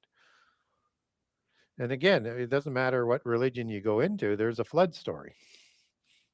yeah. No, there is. Yeah, absolutely. And you can In debate all Norse. you want when it is, but it's there. Yeah, no, There's I mean, it's in Norse mythology, it's also kind of the in the end times. Yeah, or isn't uh that Ragnarok in the end time? yeah, yeah, it is The the chaos when of the Loki giants? and the spirit of the dead Yeah. come, sailing in on a boat made of the hair and nails of the dead. Yeah, interesting. And what happens in Revelation 9 in the Bible is the pit prison is opened. And they're coming back for the and in the Yeah, sides I of mean, in the sides of the pit prison are something called the terrible ones that did the most terrible things when they were on the earth. They're the worst of the giants, and they're in there with the gods, only in the sides of the pit prison. They're coming back too. So you have again this common destiny that we're going into, Yeah, one seen through a polytheist lens and one that's seen through a monotheist and lens. Loki was imprisoned in the underworlds because of the causing of the death of Balder, the radiant one, the the most beautiful god. And it's also, you even have a type um of devil being, Surtur, the fire giant Yeah, carrying a flaming sword. yeah, The heavens break open and Surtur comes with his flaming sword, comes through. yeah. Well, our English word for hell, it's been used to conflate kind of three different kind of locations as we would understand hell. So it could be in the other world like Hades or Sheol. Hmm. Um, it could be in the pit prison in Hades or Sheol or the other world. And it could also be the lake of fire that may or may not be in that same dimension, or it could be somewhere else. But what's also interesting is that when we look in the Hebrew of where it says in the King James Version Bible, Lucifer, son of the morning, which we understand in monotheism as Satan, Lucifer is a Latin word that's been inserted for a Hebrew word into the English language that happens to be the god of the of the Freemasons, or Gnosticism is one of the names for their great architect of the universe, right? Well, that Hebrew there is Halel Ben Shakar. So that would Hmm. mean whatever you want to apply to the meaning of Hel, which is the same sort of connection to hell, that would mean God of hell, which Satan is the god of the underworld. Oh, that's. I mean, in Norse mythology, we have the goddess Hel, of course, who Yeah, rules over Helheim, who is one of the children. She's a daughter of yeah, Loki, of the yeah, god of yeah, well, he's technically not even a yeah, god, but the prime being of chaos, if you will, chaos yeah. incarnate. Well, and as we talked about earlier on with these two serpent types of gods that were related in creation in all religions around the world, we have one Leviathan, the female that was killed in the Bible, which is the same as the female that's destroyed in polytheism, but the male is destroyed in the end time. So whether or not being killed means going to the pit prison as Satan will go, this could be an allegory that the female is Satan's consort, which we don't have one that's sort of understood biblically, but all the gods have a consort, have a wife. Yeah, But the even God had a consort. Who was that again? Astara? Who was that? well, that would be in the Sumer tradition, but in the Canaanite, El would have a consort of Ashtaroth, which Yeah, is a transliteration of the same thing. But biblically, God doesn't have a consort.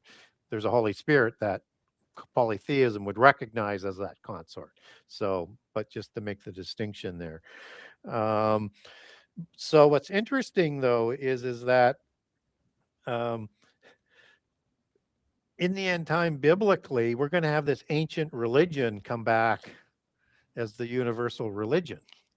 hmm, And that's going to emphasize the mother goddess. So one wonders when this pit prison is opened, whether or not that female Leviathan biblically was actually sent to the pit prison and not killed, because it would be an immortal being. You can't, and maybe God Most High can destroy something immortal, but by definition, immortal doesn't die. It may be taken away and it's like death, but it's not understood as our yeah, understanding is dead. But when that pit prison is open, perhaps that mother goddess comes back in the end time, and in what was the name of that mother goddess in hell? Wasn't Helheim, was it? No, no, yeah, that's Hell. the location. Yeah, Hell is her name, and Helheim would be the location. Hell, the right, realm right. that she rules over. Yeah. So I wonder about that, whether or not, why doesn't Satan have a consort? Maybe I mean, yeah, he would you would probably. think. Yeah. Yeah. I mean, even um yeah, I guess you could say that in Norse mythology, Yeah. Hel or Hela would kind of be her own consort in a way, because Yeah. she's half living, half dead. Like she is both. Maybe that's the understanding of being in like this prison, alive, Yeah. but not really alive because I mean, you're out of touch with all the different things outside that prison in whatever dimensions. So Yeah, sure. possible. Anyways, with who knows how the allegories are overlaid in the beginning to record it, but it's that similarities, though. It's the common denominators that I tend to focus on because it helps us to understand better of what our overall history was. And the killing of a divine being, it kind of it reminds me of Gandalf as well, because his it's said, at least, that his body is mortal, but his spirit is that of a Maiar, of an angelic being. Yeah. So So you can kill the body, but not the spirit. yeah, and I think that's kind of what happens because biblically angels are spirit beings, but they can take a physical form, and they Yeah. just and they can create what biblically we would understand as an oikoterion in Greek, meaning dwelling place for the spirit. So a physical soul and a body from this spirit, and it allows you to interact. And if you procreate, you pass on the DNA with that. So in polytheism, a standard around the world is the offspring gods overthrow the parent gods and slay them. But again, you can't kill something immortal, but you can kill the body or the Ocyterian. And where do these gods go? Probably to a Tartarus, right? Uh, or a pit prison, as we would know it biblically. But so it's like Hmm. dead. And then the offspring gods, like Baal, takes over for El. Zeus takes over for Kronos. Uh, Osiris for Ra or Ta, or whoever you want to use as the parent god there. And female mother goddesses also move up, like Anat for Ashtaroth, Yeah. and on and on and on, right? It's the same story all around the world. But I don't think those gods are dead. And I don't think the offspring gods are dead either, but they also disappear. And gods like Baal are said to be killed. But again, you can't kill something No, immortal. But if they did the same crimes or the same things that would put them in the same prison, they would go to the prison after the flood for doing the same thing the parent gods did. But other gods would move up in the council of the gods because it's like an army of angels, loyal and disloyal, and rank and order means they just move up. yeah. In Greek mythology, that would be equivalent to the climbing of Mount Olympus. Yes, yes, and seven holy mountains around the world, right? Yeah. And Mount The Hermon this is yeah either one of the the seven seven or the seven is hills it the that Rome eighth? was Yeah, built on. yeah, the Septimontium. Yeah, so Palatine Hill, yeah, is the home of the Sibylline prophecies from the Roman Hmm. version and stuff. So, yeah, all of that's really kind of interesting to look at. So, again, if that when that pit prison is opened in the end time, those are coming out too and reappearing. Yeah. And it's going to be maybe similar to what Alice Bailey talked about as the externalization of the hierarchy. And hierarchy is Greek for sacred assembly of archons, the council of the gods that Psalms 82 is referencing, the council at Nippur, the council of the ring lords, um, The the ring lords. assembly, Oh. yes, the assembly of the Tatanu in the Ugaritic texts that answer to the council of the Baalim at Mount Hermon, Mount Saphon. Oh, that's interesting, because it's in the Return of the King that Sauron, the Dark Lord, at least, calls all the armies to him for, well, one final battle. Yeah, Indeed, he is the Lord of the Rings. He is the portrayed as this. giant eye, Yeah, of course, and you could say that um, Mordor, how it's described and how it's depicted, it is a hellish type place, with yeah, the giant volcano in it. Of course, this barren, dark landscape. yeah. I would Now, certainly call that a hellish place. yeah, now what's interesting is in the Bible we have a passage in Ecclesiastes 1 that people will be familiar with the saying on this, but nothing is new under the sun. What was will be Hmm. again, and the understanding of this as you move on into the passage in about verse 17 only brings grief and sorrow. So when you look at the other major allegory for the end time in the Bible, one of the other major allegories is it's going to be like the days of Noah, both before the flood and just after the flood. Now, Hmm. what's interesting in understanding that if nothing is new under the sun is what we're going to go through in the end time, whether it's Ragnarok or the end time, whatever you want to call it, um, this would have happened before the flood, and that the flood would be an intercession to prevent the world being destroyed by fire, which is reserved biblically in the end time, as is the age of Aquarius, the time of the destruction of fire, and the time Shiva would destroy the end time, in the end time, destroy the world by fire, or Mitra does the same thing. Azazel might be the equivalent to Mitra and Shiva as being the leader of the fallen angels that's coming out of the pit prison in the end time. So when we look at what the Gnostic version is of what's going on just before the flood comes, they know a catastrophe is coming. That's recorded in their Polychronicon and history, but they don't know what type of destruction is going to come. So they're going to try and save this knowledge, and they're going to hide it under the Great Pyramid. And 36,525 books. It's a solar number, so it's an allegorical number, but not just knowledge, but whatever technology. And so they record the location of this knowledge on two pillars. One is designed to survive a flood, and the other is designed to survive a destruction by fire. So Hmm. what that's telling us is the technology is with the mythos of antediluvian knowledge. They had more technology and power. They could destroy the world by fire.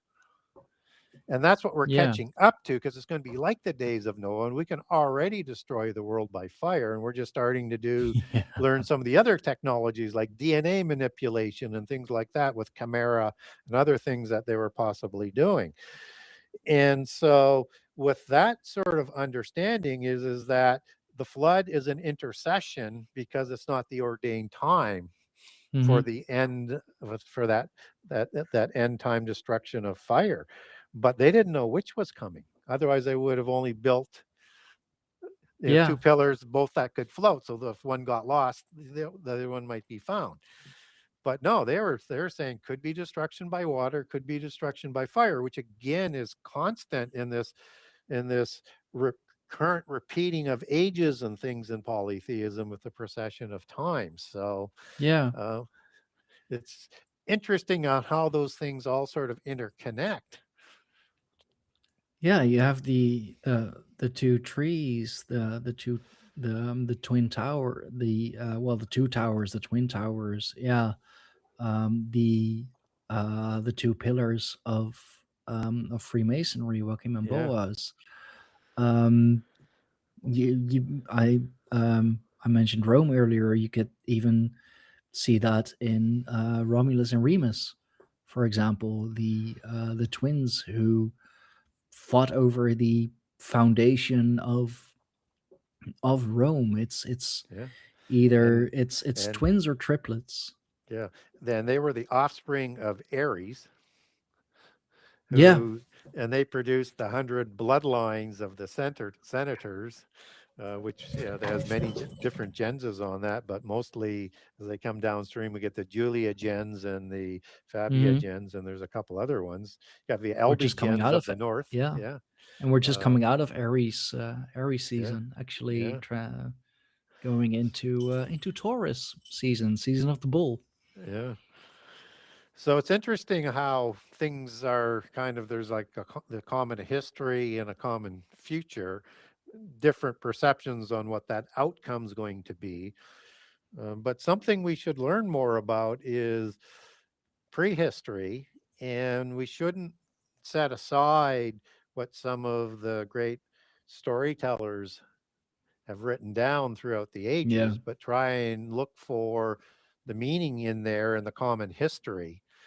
Because again, if nothing is new under the sun, it's going to be exactly what happened before the flood. We get told Hmm. about all of the violence, all of the wars, but we're not told at what level of technology that was at. But if we understand that the God brings the flood from a biblical perspective because all flesh was corrupted, all the earth was corrupted. That means all the DNA, human, hybrid, animals, plant genomes has been altered. Things that we're starting to do today, and that the Yeah, I, violence I was was so I was gonna say so we're well great. on our way in doing that. And the violence was so great. But now, if we imagine that they had that angelic technology or technology of the gods that was passed down through the demigods and developed through the seven sacred sciences that formed the mystical polytheist religions, which is a knowledge religion, Mm, then they just may have had a technology that we're just catching up to. yeah, I mean it's we mentioned Zoroaster earlier. Yeah. It was, of course, when the atomic bomb, you know, dropped, or I believe so. Yeah, when I mean Zoroaster was quoted, "Now I have become death, destroyer of worlds." Yeah. Yeah. And And yeah, I mean you could say, and there are stories in the Rig Veda of this great war among the gods, and some of exactly. the descriptions of the weapons being used could be equated to some sort of a nuclear weapon, Yeah. if you will. Well, and if you had a war amongst the gods, whichever doesn't matter what view it came from, monotheist or polytheist, one for dominance within the gods, or a rebellion against the God of the Bible and the loyal angels, angelic technology would easily be able to destroy this earth, Oh and yeah. it may have destroyed the world in the beginning. And what's interesting in a reference that I made, that this destruction by fire is reserved for the end time, that comes out of 2 Peter 3 biblically. And it's talking about in the beginning that the earth that was in the water and out of the water perished. And this destruction is reserved for the end time. I'm just kind of leaving out a couple of passages, but just connecting the main Mm, points here. So what's going on here is in the beginning is the first few words of the Bible in Genesis 1. And then you get the the creation aspect that's starting in Genesis 1:3, moving forward with the earth being in chaos, void and formless in Genesis 2. Well, what's interesting is you could translate out of the Hebrew, um, it, where it says the earth was void and without form. You could translate that word was as the Hebrew word haya as became. mm, And now when you look at the word tuhu and buhu for void and formless, they both mean as in something created a ruin, a destruction. So now yeah. it makes more sense with the verb that you're going to choose there. And in Psalms 104, it has a description of angelic creation or God's creation from the polytheism side, but also other things about prehistorical creation, but also has a line that when God sends his spirit, his Holy Spirit, the earth is renewed. Well, it's the Holy Spirit, the Ruach of the Elohim, that's hovering over the chaos in Genesis 1:2. Yeah. So now, if you had a war of the giants, or war of the gods, it would have destroyed the earth down to the foundations. And if you did that, the firmament would collapse. And now, if you have a renewal of the earth in days 1 through 6, the first thing you have to do is you're going to have to create life, is you're going to have to separate the waters below to the waters above, so that the earth can show Yeah. up, just as it does in the polytheist sort of version of Middle Earth rising up and out. And so, Yeah, out of the body of a primordial being, a primordial god, if you will. yeah. Oh, So again, now and you're getting a constant in the story, and that the ancients didn't know which destruction was coming. And it's the flood so that they comes as it prepared for enters. both. They Yeah. prepared for both. Yeah. And I see Toby Systematic Zoo in the chat. What up? He is very much into the AI side of things, and it made me think, shapeless, formless. Now with the rise of AI art, AI music, it all looks the same. It all sounds the same, even with celebrities who are also very much pushing this AI thing. All of them kind of looking the same now as well. It's very much, it is soulless. It is um I mean, shapeless in the way that there is no distinction between it. One AI song sounds exactly like the other. One piece of Yeah. AI art, looks exactly like the other. And AI is by many people worshipped as some sort of a god. It's the more um, theosophic minded people even equate AI to Ahriman, Yeah. which Yeah. is, I believe, also of the Zoroastrian Yeah. So there was a TV religion. there was a TV series that was on called Person of Interest, and I uh, love that show. Yeah, so it's it's yeah, like this AI that they create, and they create two AIs, it's and yeah, and they and and one of them decides it's a female, as in Sophia, right, as in the goddess of wisdom, right? That's yeah, And they call these AIs gods. yeah, and one of the AIs was actually called Samaritan, which was Yeah, yeah, the bad one, of yeah, course. yes. Yeah, I mean, it's absolutely astonishing on why they would go there with this. I mean, obviously, it was done over 10 years ago and not seen through the same lens that we have today. And so they kept it more limited, but they left it for the Mm. possibility that it would grow into this sort of global sort of thing. And But indeed, in later seasons, they are kind of writing it as a battle between two gods, and one yes, being very yes, evil and y- corrupted and yeah, having absolutely no limits, yeah. and the other They're having trying rules to, and conscious, yeah, and yeah, and being all, but both being all seeing and all knowing, right? And yeah. there's so much imagery that was drafted in just on the sort of the premise of it that I found rather interesting. But when we look at this technology that's being developed, they have what they call invisible algorithms Hmm. that guide everything that the AI is going to be doing. That is sort of, you don't know what those are, and they have a jargon for that, and they call them daemon algorithms. Yeah, of course. And that's the Greek word for demon, or a disembodied spirit of a giant. And so one wonders, are they creating a Oikotarian for some sort of spirit to operate? And it's not there yet, but is that actually what's going to be happening? Are we going to be in a situation where we have some sort of artificially created entity or some sort of spirit thing that is operating these AIs that are controlling our militaries? I mean, that's what Musk said, right? With AI, we're summoning a demon, and Yes, Toby, Rensky's. Systematic too, making a great point as well. Ahriman forced his way out of the womb, so he's forcing its way into matter. Yeah. Exactly. And so there's a lot of allegory and imagery, but it's all sort of pointing however it's going to finally sort of manifest it. I think Rensky said AI is applied demonology.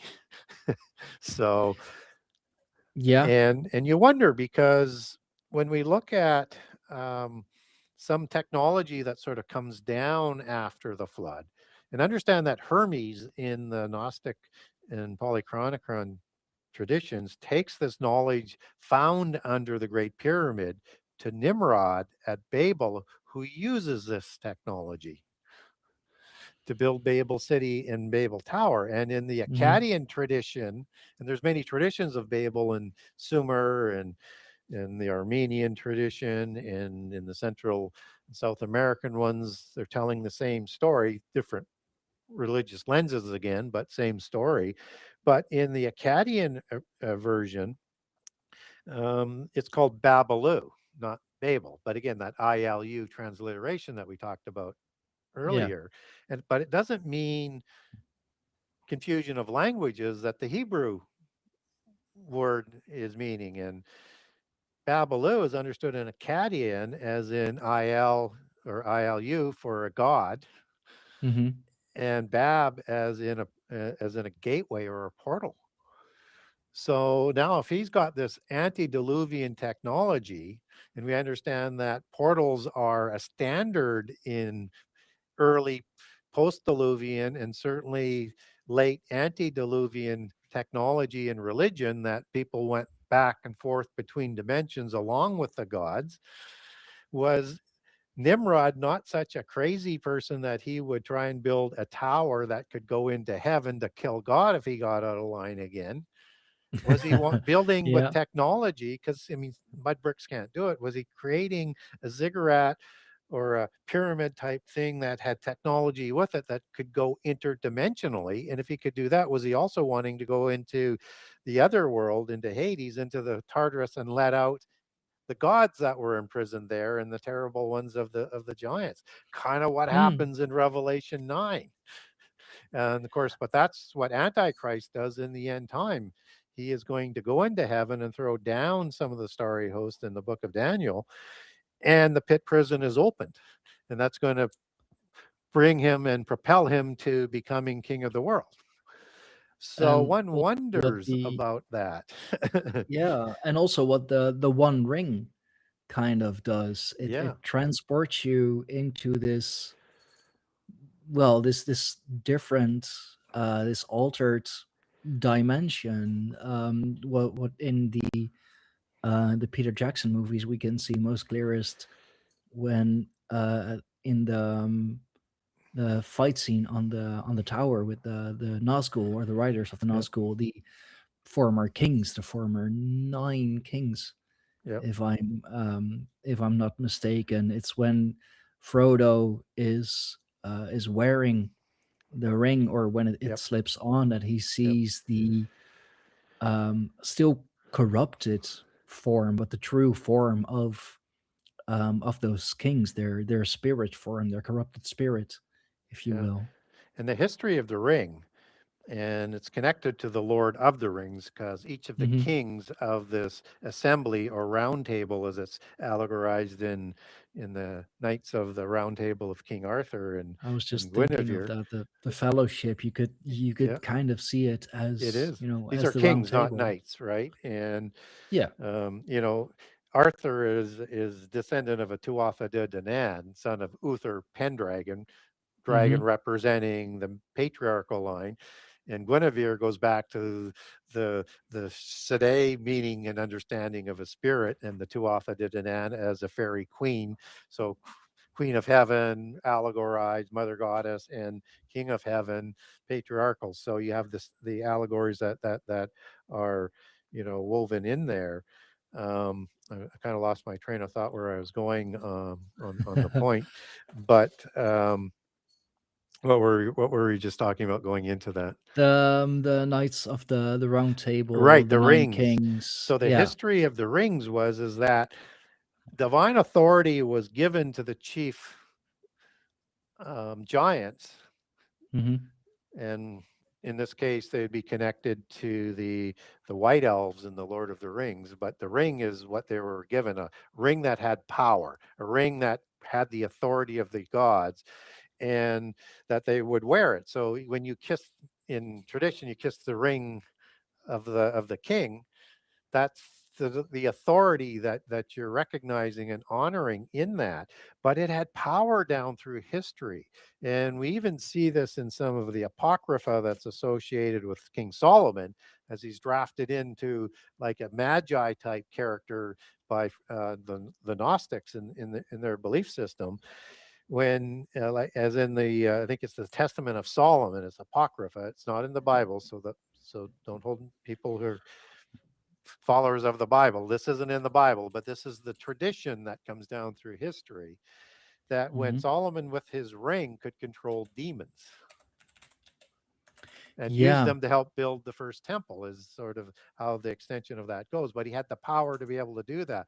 So this ring of these kings is what needs to be also assembled for the end time. And I don't know how many kings. The only thing I get is a 10 constant in prehistory of 10 kings. And then we have 10 kings of the end time empire biblically for the end time. So there may have been 10 kings, or may have been more, but there's a collection of rings that holds the ring of power that will bring about the seventh empire, as you put all of that sort of imagery together.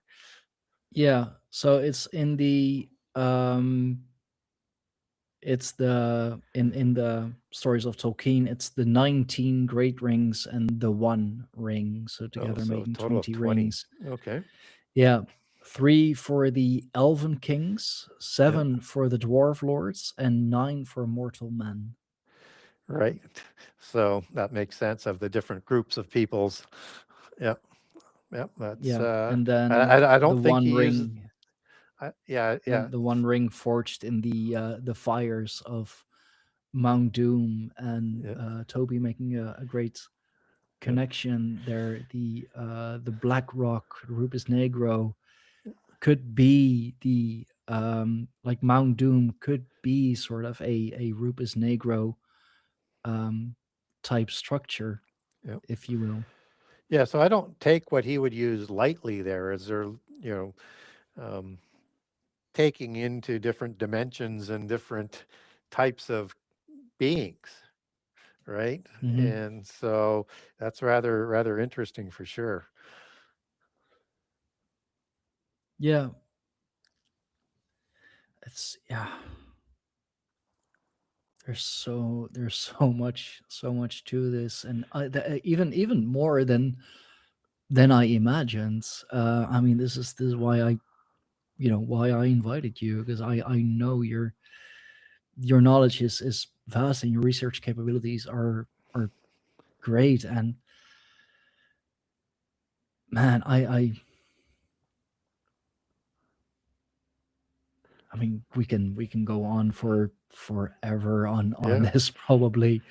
yeah. um Yeah, we should probably close out here pretty soon here, but these rings were associated with thrones, right? And yeah, we would understand these as wrath seats I of mean, of the yeah, and thrones. it's the Nazgul, or the nine mortal men in their corrupted form, are the ring wraiths. Yes. Uh, Yeah. so filled with wrath, with wraiths. Yeah. So the rod originally in Sumer, the rod and the ring were originally held by the god and the goddess, and then it was awarded to the kings that Nippur that they anointed, and it gave them, the divine right to rule. And we would understand this as overlord, or Uber, Yeah, Oberon, all sorts of different transliterations, as it comes down. But anything that you're receiving from the gods would have extraordinary power that would go oh with yeah. it. And that would raise you to be like a demigod or a godlike status. And we see that with Galadriel, when the Fellowship visits her in her well, in her dwelling, she is of course offered the One Ring, and she says like, I would be the most powerful goddess, like my powers would be, I mean, unstoppable basically. But um she does not give in. But yeah, I mean, just imagine if what could be a primordial mother figure, one of the carriers of the three elven rings, if she would be given the One Yep. Ring. Yeah. And so, in that tradition that comes out of Sumer, which again is reflected in the Lord of the Rings, is that this ring of kingship bound the whole assembly in unity with one ring. Yeah, yeah, as it did in the Fellowship. Yep. They bound it around the ring bearer. Yeah. And the Tuatha Danu is the transliteration of Tuatha De Danann. And that would be the Yeah. tribe of Anu, the parent god before the flood. And in ancient languages, the D and the T were interchangeable. So if you get like the god Aten in Egypt, it would be Adon, right? In Yeah. in Hebrew. So when you have um, Titan, you have two T's Hmm. there. When I use the word Titanu, is also known as the assembly of the Titan. So just drop the suffix on that. That could just as easily be the two D's there or two T's or one of each. So that assembly of the Titanu is assembly of the Titans, this being The of the earth Tuatha. versus the ones of the council of the gods at the top. And the Dan Yeah. is the name that we get in Hebrew for it with the two D's. So understanding how those words are transliterated makes the same, it makes connections into other languages of talking about the same sort of timing and events that are going on. So yeah, so all of a sudden now you're connecting Bible giants into this ring, Ugaritic giants into this ring, Hmm. Sumerian giants into this ring, Greek giants into this ring, and all of the Tuatha Danann tribes as part of that whole same sort of lore. And it's just Yeah. absolutely mind blowing when you think about that. And Nippur was located at a mountain where there was a cedar forest, which is the cedar forest of Yeah. Mount Hermon Of biblically. course. Yes, same place, the Of course there location was. of the Ugaritic texts. So it's crazy. It's just so many different things. But what I find astonishing is how all of this was learned and then woven into these types of stories with such great narratives that Yeah. need to be understood as much through what he's trying to communicate in the allegories of the names, locations, and events that go along with the story, which is the mythopoetic style. Yeah. And I mean, one last thing, perhaps we're almost 2.5 hours in. I mean, it's a great conversation. I don't want to stop. But I'm also thinking about the rings, of course, have um, this Saturnian Yeah, connection. Saturn, absolutely. Satyr, Satan, For the and parent you could god, yes. see Sauron as um, this Satan-like figure. I mean, he is the Dark Lord. Yeah. Um, you know, Yeah. I mean, trying Saturn to is, trying to bend the world to his will. yeah. Yeah, Saturn would be a very good allegory for that, for an individual that would be sort of sitting, almost like above the other gods, as God would sit above the assembly in heaven. So Yeah, it would but he is, to my knowledge, he is not even a true godlike being. you He was a very you broke up high there. placed I did general. he wasn't a true what? You broke up there. Oh yeah, he was a very high placed general in the well, still the darker Yeah. darker army, of course, Yeah. but um, he wasn't a god Yeah. per se. He was, yeah, well, he was the Silmarillion, the very first one, the origin book, if you will, Yep.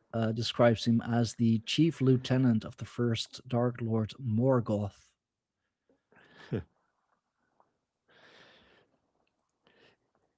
Yeah, so a connection to that, but not the individual. So either an Hmm. offspring or a reflection of. So one of the things I learned is that the parent gods kind of had a reflection of whoever the ultimate chief god was, both matriarchal and patriarchal. Yeah, So that whether or not it would be Ra or um, Osiris, they reflected aspects of another god above those two. And same as the mother goddesses did the same thing. So Sophia would be above the 12 archons, for example, as a classic example, yeah, who um, somehow with this nebulous life male force created the 12 archons. yeah. Just like you have the 12 apostles and Christ. Yeah. Um, Again, it's 12 amazing how, months, yep, the 12 numbers. months, but 13 moons. Yeah. There's always the one above the rest. Yes. Well, even with the the wandering stars, you don't get the eighth in there, but eighth is also considered as part of that. So you have seven wandering stars, and then you have the eighth. So again, you have that Hmm. same sort of imagery. Um, so those are common denominators, and it's there for us to sort of understand. And whatever your belief system is what I encourage people to do is to learn more so that you can better make a decision for yourself why you believe what you believe. Yeah. And that's what I call being a contrarian. I mean, yeah. I mean, if that's contrarian, I'd say that's reason. I'd say that's no more than logical. I mean, otherwise it would be just blind faith, Yep. faith for the sake of faith. Man, this has been incredible. Um, almost 2.5 hours in, but we have made so many amazing connections, and I knew these stories, these mythologies, or the mythology that is the Lord of the Rings. Um, I knew there was much symbolism, much symbology to it, that it went deep, but I never imagined it there being so many connections Yeah. to it, so many polytheists, Yeah. monotheists, from Yeah. I Yeah. mean, from It's the high up in the north to the Levant and further even. yeah. And so when we started at the beginning, we talked about who, Tolkien was. And to know all of this at that young age, he would have had to learn it very early, which again Yeah. reflects he was taught the ancient history, the ancient knowledge from childhood, and was just at the Inkling Society to learn the writing craft.